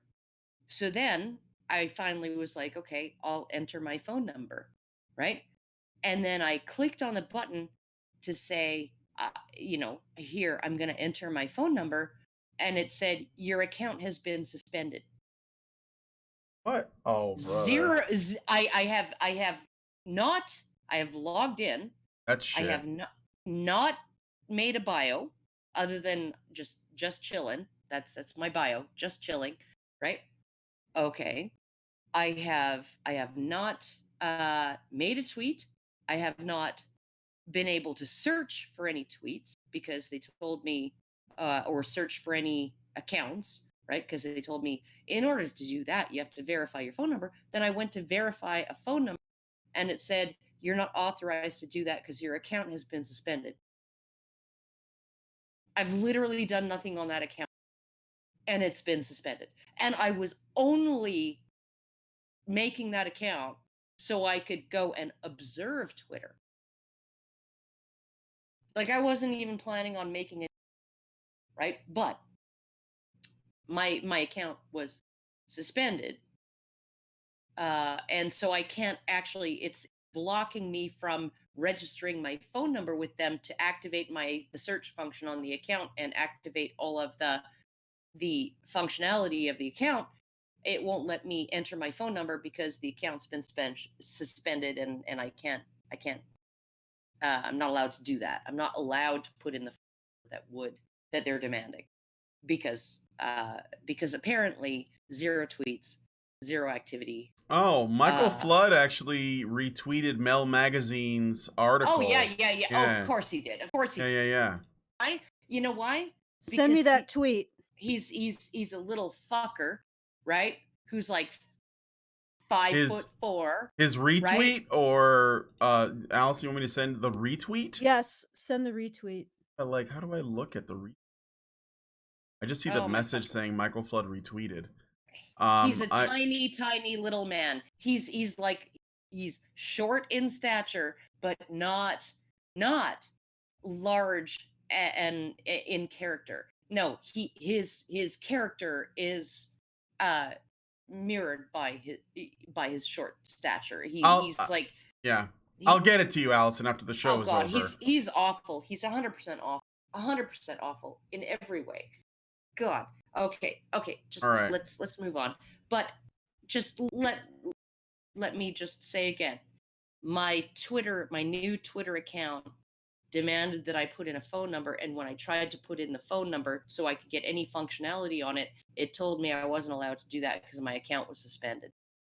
Okay, can I just make a comment? I'm feeling a little calmer now.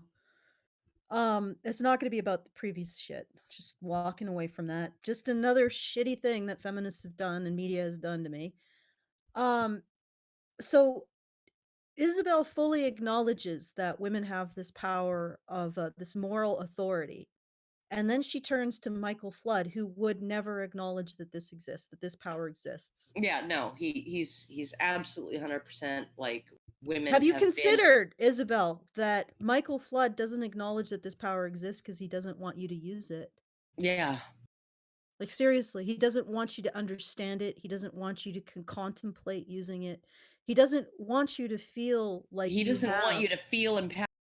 No. He doesn't want you to feel empowered outside of appealing to men like him. And if you're going to call that us, what we do, patriarchal bargain, I actually think what you're doing with a person like Michael Flood is a lot more of a patriarchal bargain. I would rather talk to men who will clearly and explicitly explain to me the power that I have as a woman and say, could you please take responsibility for this, than a man who's going to hide that power. Because there's a reason why. There's a reason why child groomers say to the children that they're going to assault, nobody's going to believe you. Because they want to neutralize the power that children have in asserting their own boundaries. Michael Flood wants to neutralize the power you have as a woman, Isabel, by denying it exists. And I am not interested in interacting with men like that. But apparently you are. Well, and I just want to also say, this is not the only Michael, that we really need to be talking about and going up against. There are 3 Michaels: Michael Mesner, Kimmel, and Michael Flood. The 3 Michaels, the 3, I won't say amigos, the 3 Michaels. And, compared to our 3 Michaels. Yeah, and we have. But yeah, no, it's like these are, and man boobs, right? We hunted the mammoth, David Futrell, right? Like you look at what he says, and it's like this is how he derives his sense of empowerment, is essentially saying women have no power. So as long as I can believe and promulgate the idea that women have no power, I can feel empowered. That seems to be what's at work there. These are failed men. Well, they're not necessarily failed, but they certainly are greedy for a sense of overarching omnipotence. Oh no, they're failed. They're failed because to integrate masculinity into your psyche, you need to understand there is an external locus of control. There is an internal locus of control. You need to integrate those 2 things, except that there are some things that are going to happen to you that are random, that you can't control, that you can't plan for and prevent, right? But that a lot of your own actions have an impact on around you. This is just integrating the self and the right. And these men cannot allow that there is any external locus of acts upon men in any way. It is all internal, right? This is the entire patriarchy narrative. Men have all of the power. All right, but what you're essentially saying is that in order they have not integrated masculine. Yeah, but that is actually a feminine trait. So essentially what you're saying is Michael Flood has not integrated the feminine coping mechanism of recognizing how he's acted upon and expressing it. Because he can't. He cannot. So literally feminist men reject the possibility of being acted upon as men, even though functionally there's no way you can avoid that. If you're a human being, there are limits to your power. Yeah. They absolutely refuse to recognize that. So they use feminism as a way to maintain an identity of absolute invulnerability as men. Yeah. To avoid integrating their feminine components. Yeah. And that and we who talk with men who are able to integrate their feminine components and say it as it is, say it as it actually is. That's what that means. Say it as it actually is. And yet still be masculine, still be protective, still be concerned. Because we associate with men like that. We're the ones making a patriarchal bargain. Whereas Isabel, who associates with men who absolutely and utterly reject the possibility of anything but male omnipotence and invulnerability. She's not actually delivering herself like a prize pig on a platter as oh, I only exist as a reaction to your actions, Michael Flood. I have no other presence in the world. I am merely the substrate upon which you write your actions. You deliver yourself like a trussed up pig to this man, and you call what we do a patriarchal bargain. Okay. And incidentally, in return, feminist men or men in general give feminist women who turn themselves into substrates upon which they write their actions, just pure reactions to their actions. They give those feminist women the ability to manipulate their choices. So, that they're owed. Those men owe those feminist women. So in exchange for giving up your agency as a woman or your perception of your agency as a woman, Isabel, you receive moral authority over those men's actions. Supposedly, I mean, obviously. No, she's essentially a surrendered wife. Yeah, you receive only she's not even as honest as her about it. Or she's not even as aware.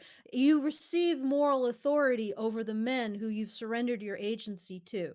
You receive moral authority over them, except you believe something in which they will never actually treat you positively. Because patriarchy theory is essentially male callousness, male sociopathy. So you may have moral authority over those men, but they're sociopaths. They don't care. And this whole mess is in your brain. And once again, I have to go back to that image of Neo becoming the mirror. Isabel looks at us and says, "You're the ones making the patriarchal bargain." Even though I am the one trussing myself up like a pig on a platter and saying, I exist only solely and utterly in reaction to your actions, Michael Flood. I have nothing but what you make me. Oh, God. Now I'm depressed. Okay. All right. How much longer are we going? Because it's like 11, 12. Let's just get a little bit further in. Like, okay, Brian, how much longer is there? Oh, there is more. This is gonna be a multi-parter, Karen. This is a long Brian, fucking let's article. go until you have to leave. All right. All right. Okay. One way to answer, I can go until 11:30, so like 20 minutes, a little bit less than 20. One way to answer that question would be to ask someone on the outside, someone who knows a lot about anti-feminist women. Michael Flood is a pro-feminist gender and sexuality researcher and professor of sociology at the Queensland University of Technology, who Strawn calls her biggest detractor. If you ask him, some women might go to the men's rights route because it allows them to make a, quote, patriarchal bargain, end quote. meaning that they, quote, accept patriarchal gender roles that disadvantage women in exchange for whatever power they can wrest from the system, end quote. Well, I've certainly wrested lots of power from the system. God. No. How could I be more persecuted by the system, for fuck's sake? I mean, how is it even possible? Oh my fucking God. Alison, shut up for a second. Let's just look at this logically. Okay, so I'm a woman. I wear jeans and wife beaters, right? I have short hair. I don't wear makeup, right? I don't engage in stereotypical female behaviors and habits and hobbies and stuff, right? I actually really like doing hands-on physical work. And like how am I conforming to the female gender role to make a patriarchal bargain with men who want me to be in the little box of the feminine role? How like I'm literally a almost 50-year-old woman who is married to a 35-year-old man who is going to turn 36 in 5 days. Happy birthday. And like how Don't how look am too. I think it's just projection. how am I doing, how am I womaning like traditional women? How like, no, the only thing he objects to, right, about me, right? If he knew anything about me, the only thing he objects is I don't think all men are automatically evil and need to redeem themselves if they can, right? Which they probably can't. And that men and women should be partners in life, right? Like I was a quintessential child, right? My mother was a quintessential Tom as a child. My grandmother was a woman who married a younger man, right? And who achieved more than him, or a higher status career than him throughout her life, right? Like I come from a line of women who defied gender roles, right? I defied gender roles, and yet somehow I'm making a patriarchal bargain because I don't see men as evil. Also, you're still defying gender roles. This is just projection. Because quite honestly, a woman like Isabel, by presenting herself up as that perfect substrate for Michael Flood's actions and maintaining that perception of himself as invulnerable as a man, she's making the patriarchal bargain. And in exchange, I mean, she's getting out of it is moral authority over men's actions. But her own belief system says that it's worthless because men are sociopaths that can't really be affected by women's judgments. I mean, if they would, in the quarter million years that men have been raised by women, they would have developed a sense of compassion and listened to women as moral arbiters, which is really hilarious because she's just said that women are treated as moral arbiters. So you don't even need, you don't, no, like, here's they the are, thing. but Here's the joke, Isabel. You don't even need to become Michael Flood's substrate upon which he writes his actions. Like your only existence is a reaction to Michael Flood's actions. You don't even need to do that to have moral authority over him. He has convinced you that you need to in order to control you. And that is the patriarchal bargain that you are projecting on us. it's so gross. It's like this entire dynamic. So It is gross. And that's the sickening. hilarious thing about it is that they are practicing the most strict and absolute gender roles in all of human history. Yeah, no, they've rendered it down to its purest elixir. Right? Yeah, to its purest elixir. And then they turn around and they look at us saying, yeah, no, actually, men can be acted upon. Men need to sort of embrace that feminine aspect of being able to recognize being acted upon and express it in order to become whole human beings.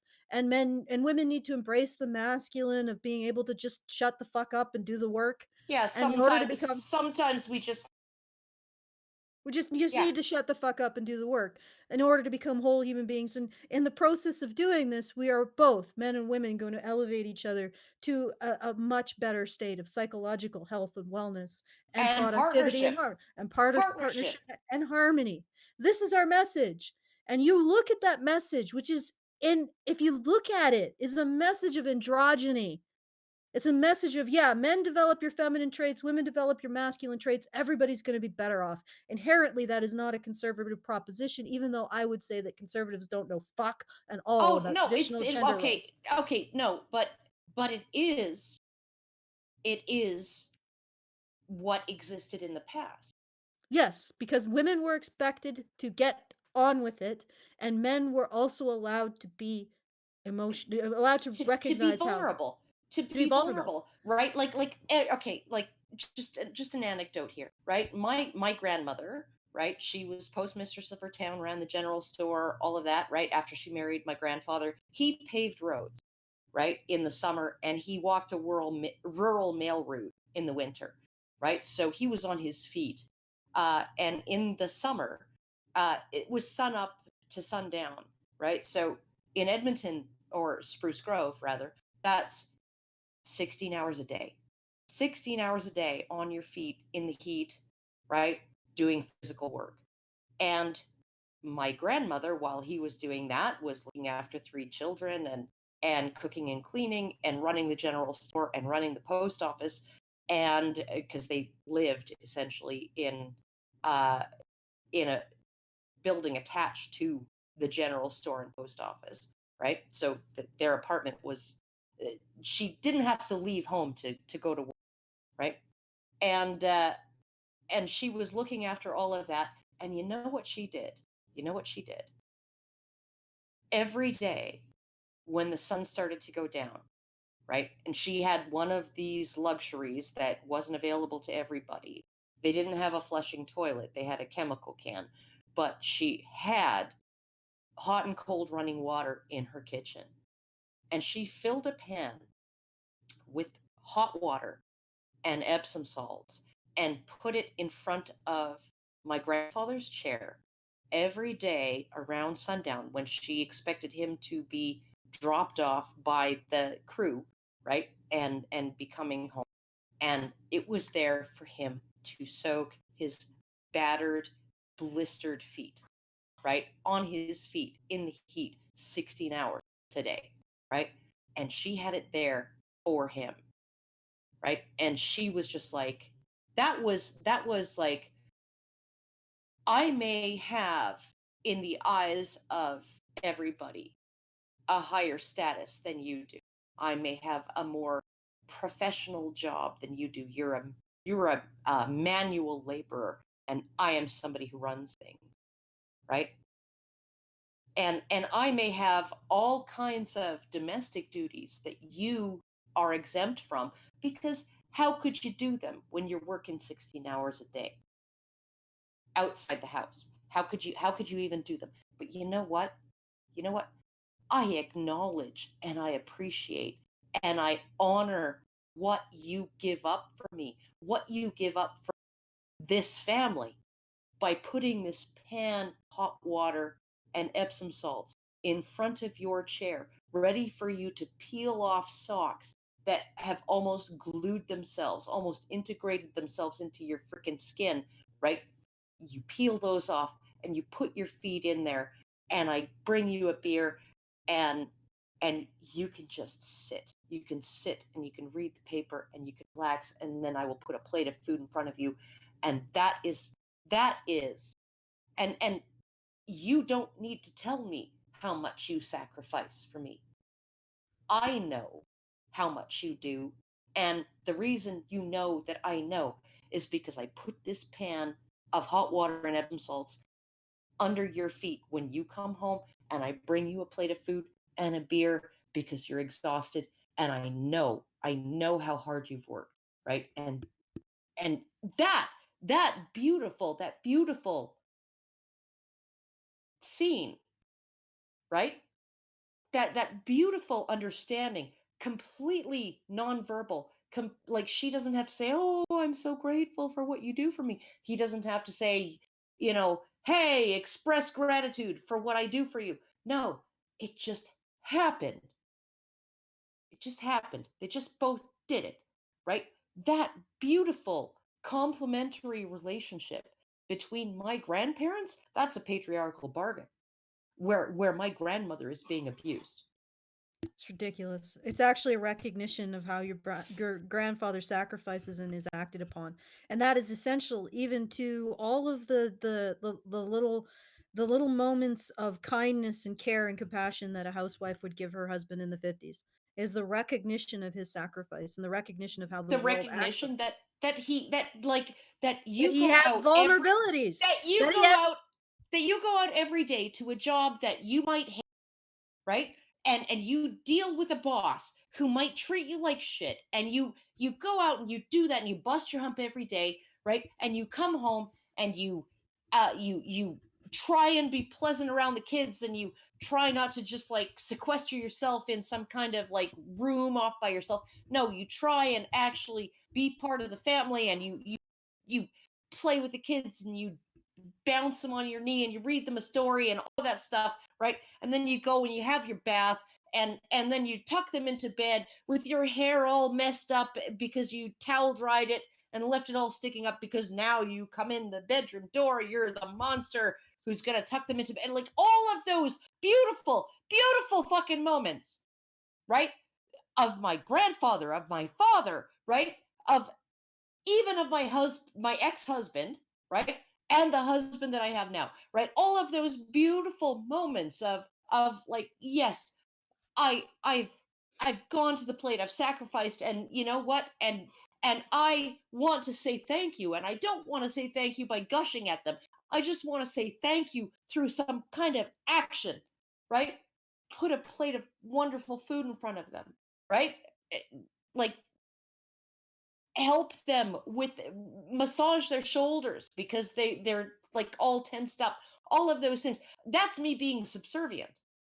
That's me being subservient to them. And like, no, it's just me wanting to show that I love you.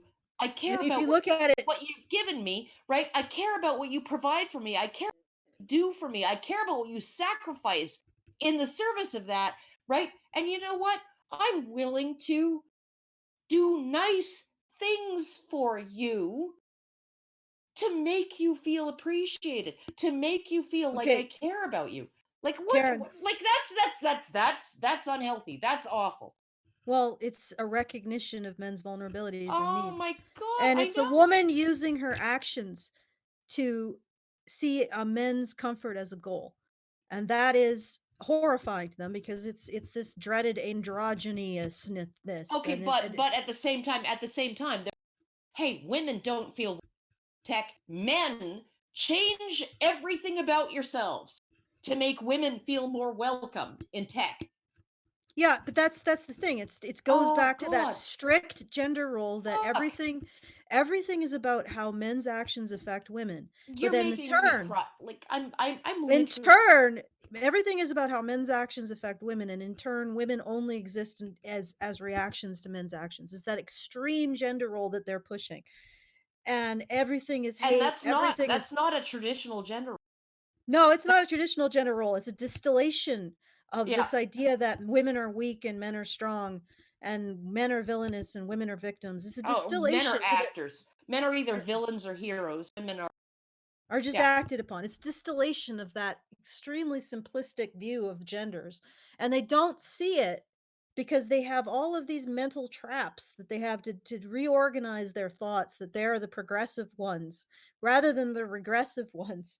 And that regressing even beyond like traditional gender roles to some kind of primordial sludge that we're back in the lobsters. That's what's so hilarious. They're so upset at Jordan Peterson talking about the lobsters, and yet they're regressing our gender roles from something human through something mammalian, through something reptilian to something that's basically a sea insect. Yeah, They are making us into the lobsters. it's a Okay. bug that lives in the water. Yeah. Yeah. Okay, Brian, All let's right. finish this one. Okay, I'm gonna finish the paragraph. I think with the stop after that. So, all right. So if you ask him, some women might go to the men's rights route because it allows them to make a patriarchal bargain, meaning that they accept patriarchal gender roles at a disadvantage women in exchange for whatever power they can wrest from the system. Because they're such convincing proponents, they might be harder to judge as misogynistic, because that would mean that they hate themselves, and may therefore receive disproportionate media attention because of this.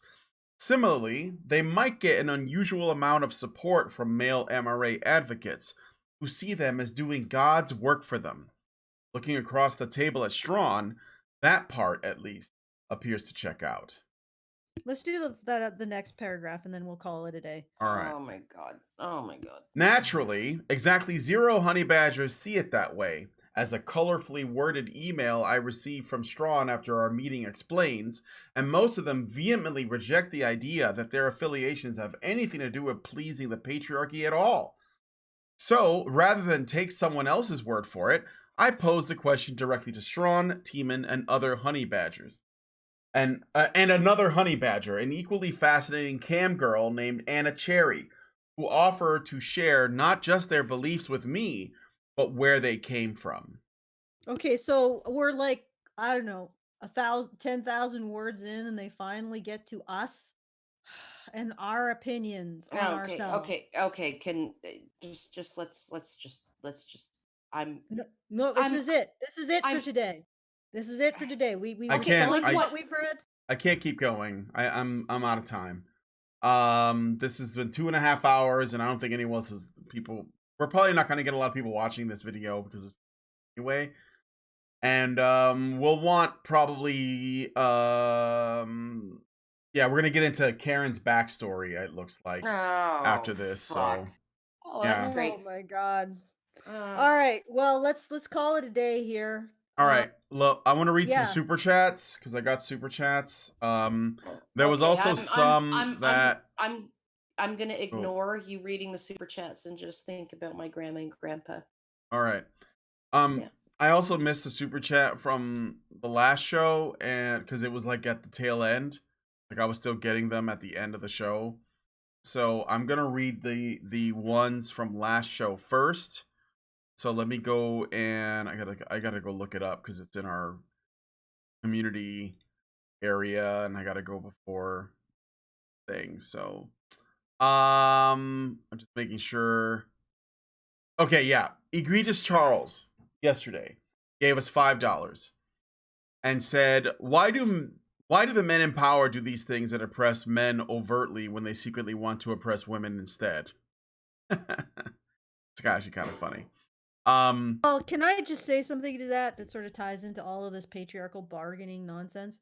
Sure. Does Isabel really think that reducing yourself down to a substrate upon which men write their action, what kind of man does she think that appeals to? It appeals to the kind of man who's on top, who wants to see his actions as having the most potency as possible. It actually appeals to men who are high on the hierarchy, so-called hierarchy, lots of political and financial power, who crave even more of a sense that their actions have power in the greater world. Like you're talking about your George Soroses. That is the patriarchy. Yeah. Literally reducing yourself down to a mere substrate for men's actions is reducing yourself down to a harem girl appealing to patriarchs. Yeah. Absolutely. Okay. Next, Polaris 589 gives us $5. This is from today's show. And writes, check out the new Cincinnati, Ohio psychedelic metal band. Be one of the first to follow them at Paracusiensency. I'm not pronouncing that probably. On Twitter. So yeah, I guess go check that out. It's kind of random, but okay. Spell it out for him. It's Paracusiacincy. Okay. Yeah. I have no idea. That's incomprehensible. I told you it was a long. I told you it was a long word. But I will check him out. I'll drop it in the chat. Punk psychedelic, eh? There you go. It's like we're becoming like the alternative psychedelic music metal scene or something. Psychedelic metal. Yeah. Like I said, it's almost like we're becoming an alternative music scene or something. Yeah. I don't know. Grayman Media gives us $5 and says, "Don't women like toxically masculine men? Whether you call them roughnecks or soldiers, one woman's toxically masculine man is another woman's real man." Women like a lot of things. And they also like men that are, women like masculine men. A lot of women love blue collar men. A lot of women like firefighters. They like policemen. They like soldiers. They like men who work with their hands. They like mechanics. They like pilots. Welders, pilots. All of those. Men who are who in their daily work exhibit a certain instrumentality, a certain visible evidence of their impact on the world. So lumberjacks. Yeah. Oh yeah. Fishermen. Yeah. Absolutely, 100%. A lot of women are really attracted to those men, and it's a shame that a lot of those ways of earning a living and earning value in the world are being automated out of existence. But there are plenty of I did a blog post back when I was writing dirty books for women that was entirely a salute to blue collar men and how sexy they are, right? And and it's not just that they're sexy. It's just it's like who else is going to get up in a cherry picker in -40 weather to fix the power lines, right? Nobody, right? Yeah. So okay, moving on. Ciardo Flora gives us $5. Says, "I canceled my Dollar Shave Club subscription. I want my money to be put to better use. I mentioned this article in the Why Are You Canceling box as why." Thank you, Ciardo Flora. Yeah, it might be time for guys to learn how to use straight razors. Because I have a feeling that there's still Bic and Schick left, a couple of other companies, but if we're on this track, or you can go to Harry's, but maybe you should learn how to use a straight razor. I think it'd be a nice skill to learn. So Tyler Preston gives us $5 and says, "So the CQ, I think you mean GQ, just admitted to being close friends with a pedo. This is the media who was quiet, I assume, about Jeffrey Epstein's child abuse for years." And then he gives us $2 more and says, "Keep quiet." Okay, so he corrected himself. Who kept quiet. "I send my hugs to Alison." And that's all the super chat. So thank you, Tyler Preston, Ciardo Flora, Grayman Media, Polaris, and Egregious Charles for your kind donations. And we're gonna wrap up the show here. Well, do you guys want to talk about when you want to do another one of these? I have an interview with I think tomorrow. I have a, you want to do it tomorrow? Okay. Yeah, what time? But not this early. Not this early, okay? Yeah, maybe. Well, this depends. So, Brian, can you go this early? I mean, if we're going for, she's actually talking about us. So yeah. Well, I mean, if we're gonna go for 2 hours, I don't want to go later than 11 o'clock in the morning, because then I'm done at 1, and then I don't have 11 o'clock would be 10 o'clock here, and you know what? I could do that, right? 8 o'clock was a little bit much, so. All right. Okay. All right, but only because I had a ridiculously unusual Friday night. And I just stayed up reading stuff that I was enjoying. So. Okay. I was reading fan fiction of Attack on Titan. Yeah. I won't say any more than that. All right. Please don't. Okay, so we're gonna wrap it up there. Thanks, guys. I have to go pick up my son, who was sleeping over at a girl's house last night. Hey. Oh. Hey. And, yeah. Yeah. I guarantee nothing. Bow. Yeah, no, they played Monopoly, I'm pretty sure. But, boom, bow. No one ever finishes a game of Monopoly, especially when porn is available. Okay, everybody, if you want to keep this conversation going, feedthebadger.com, get a subscription, take part in the community, because you can talk to a bunch of us during the after shows, but also I'm regularly on the community talking to people. Yeah, feedthebadger.com, get a subscription, get in our community, help us build a community around these ideas, because at some point the media is going to implode its own house, and they're going to be like, I don't know if it'll happen in my lifetime, but they're going to realize, oh wait, we sort of do need to provide young men a foundation, a psychological foundation to become productive and healthy. And we need to give them a way to differentiate from women that is positive for society. And now that we're in this hellhole of rubble and we've destroyed everything and we're miserable, how did you guys do this, by the way? How did you men's rights activists manage to maintain this critical work that every society relies on? How did you do that? I'm pretty sure it's going to happen at some point, or either that or Karen's right and we'll just end up in the black hole. Anyway, feedthebadger.com. Once women start becoming tangibly affected, like they notice the erosion, the cancer growing on them, then they'll whine and men will come to the rescue. So it's just like, do we wait that long? We don't have to. But yeah, I think that once women realize that they're being victimized by this and it's affecting them personally, then men are going to be like, well, what? And they're going to be right there. So. Well, I don't know about that, but I think that because at that point they'll have so destroyed the men of their society. It might be too late. They won't even be capable. But, I know. But what I'm saying is that if we attend to the work of providing young men a psychological foundation, providing them a healthy way to differentiate from the feminine, providing them support, and in the context of a community that cares about their issues and recognizes their right to an identity and the right to have a positive identity, that eventually they'll come around, because there'll be no choice, because they're destroying everything that they rely on, and they must realize it at some point. Yeah, no, it's like the I have my ladder braced on this tree branch, and then I'm gonna cut the branch off that the ladder is braced on. Mm-hmm. Exactly. Yeah.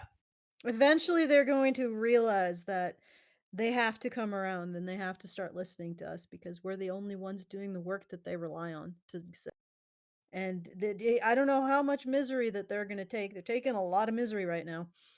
Maybe they'll take considerably more. Who knows? But if we keep this light burning, eventually they'll have to come around. They'll have to, because literally we will be the only ones creating the resource that they rely on to survive, that society relies on to survive, which is productive, healthy young men with a sense of themselves and a sense of how to differentiate themselves from the feminine in a positive way that supports society, or a new society, or whatever society young men want to have. Okay, that's all right. So if you like this video, please hit the like button, subscribe if you're not already subscribed, hit the bell for notifications, and leave us a comment. Thanks, guys, for coming on today's episode. We'll see you tomorrow, 12 p.m. The hell was that? 12 p.m. Eastern. It was a super chat. No, it wasn't. I just heard the sound, but I didn't see anything. 12 p.m. Eastern, and on this channel, might as well just keep them all on the same channel. And we'll pick up from where we left off. So with that said, thanks, guys, for coming on, and we'll talk to you guys in the next one. I may as well play the outro this. Why not? Men's rights activists are machines, dude. Okay? They are literal machines. They are talking point machines. They are impossible to fucking deal with, especially if you have like a couple dudes who have good memory on top of that too. Holy shit.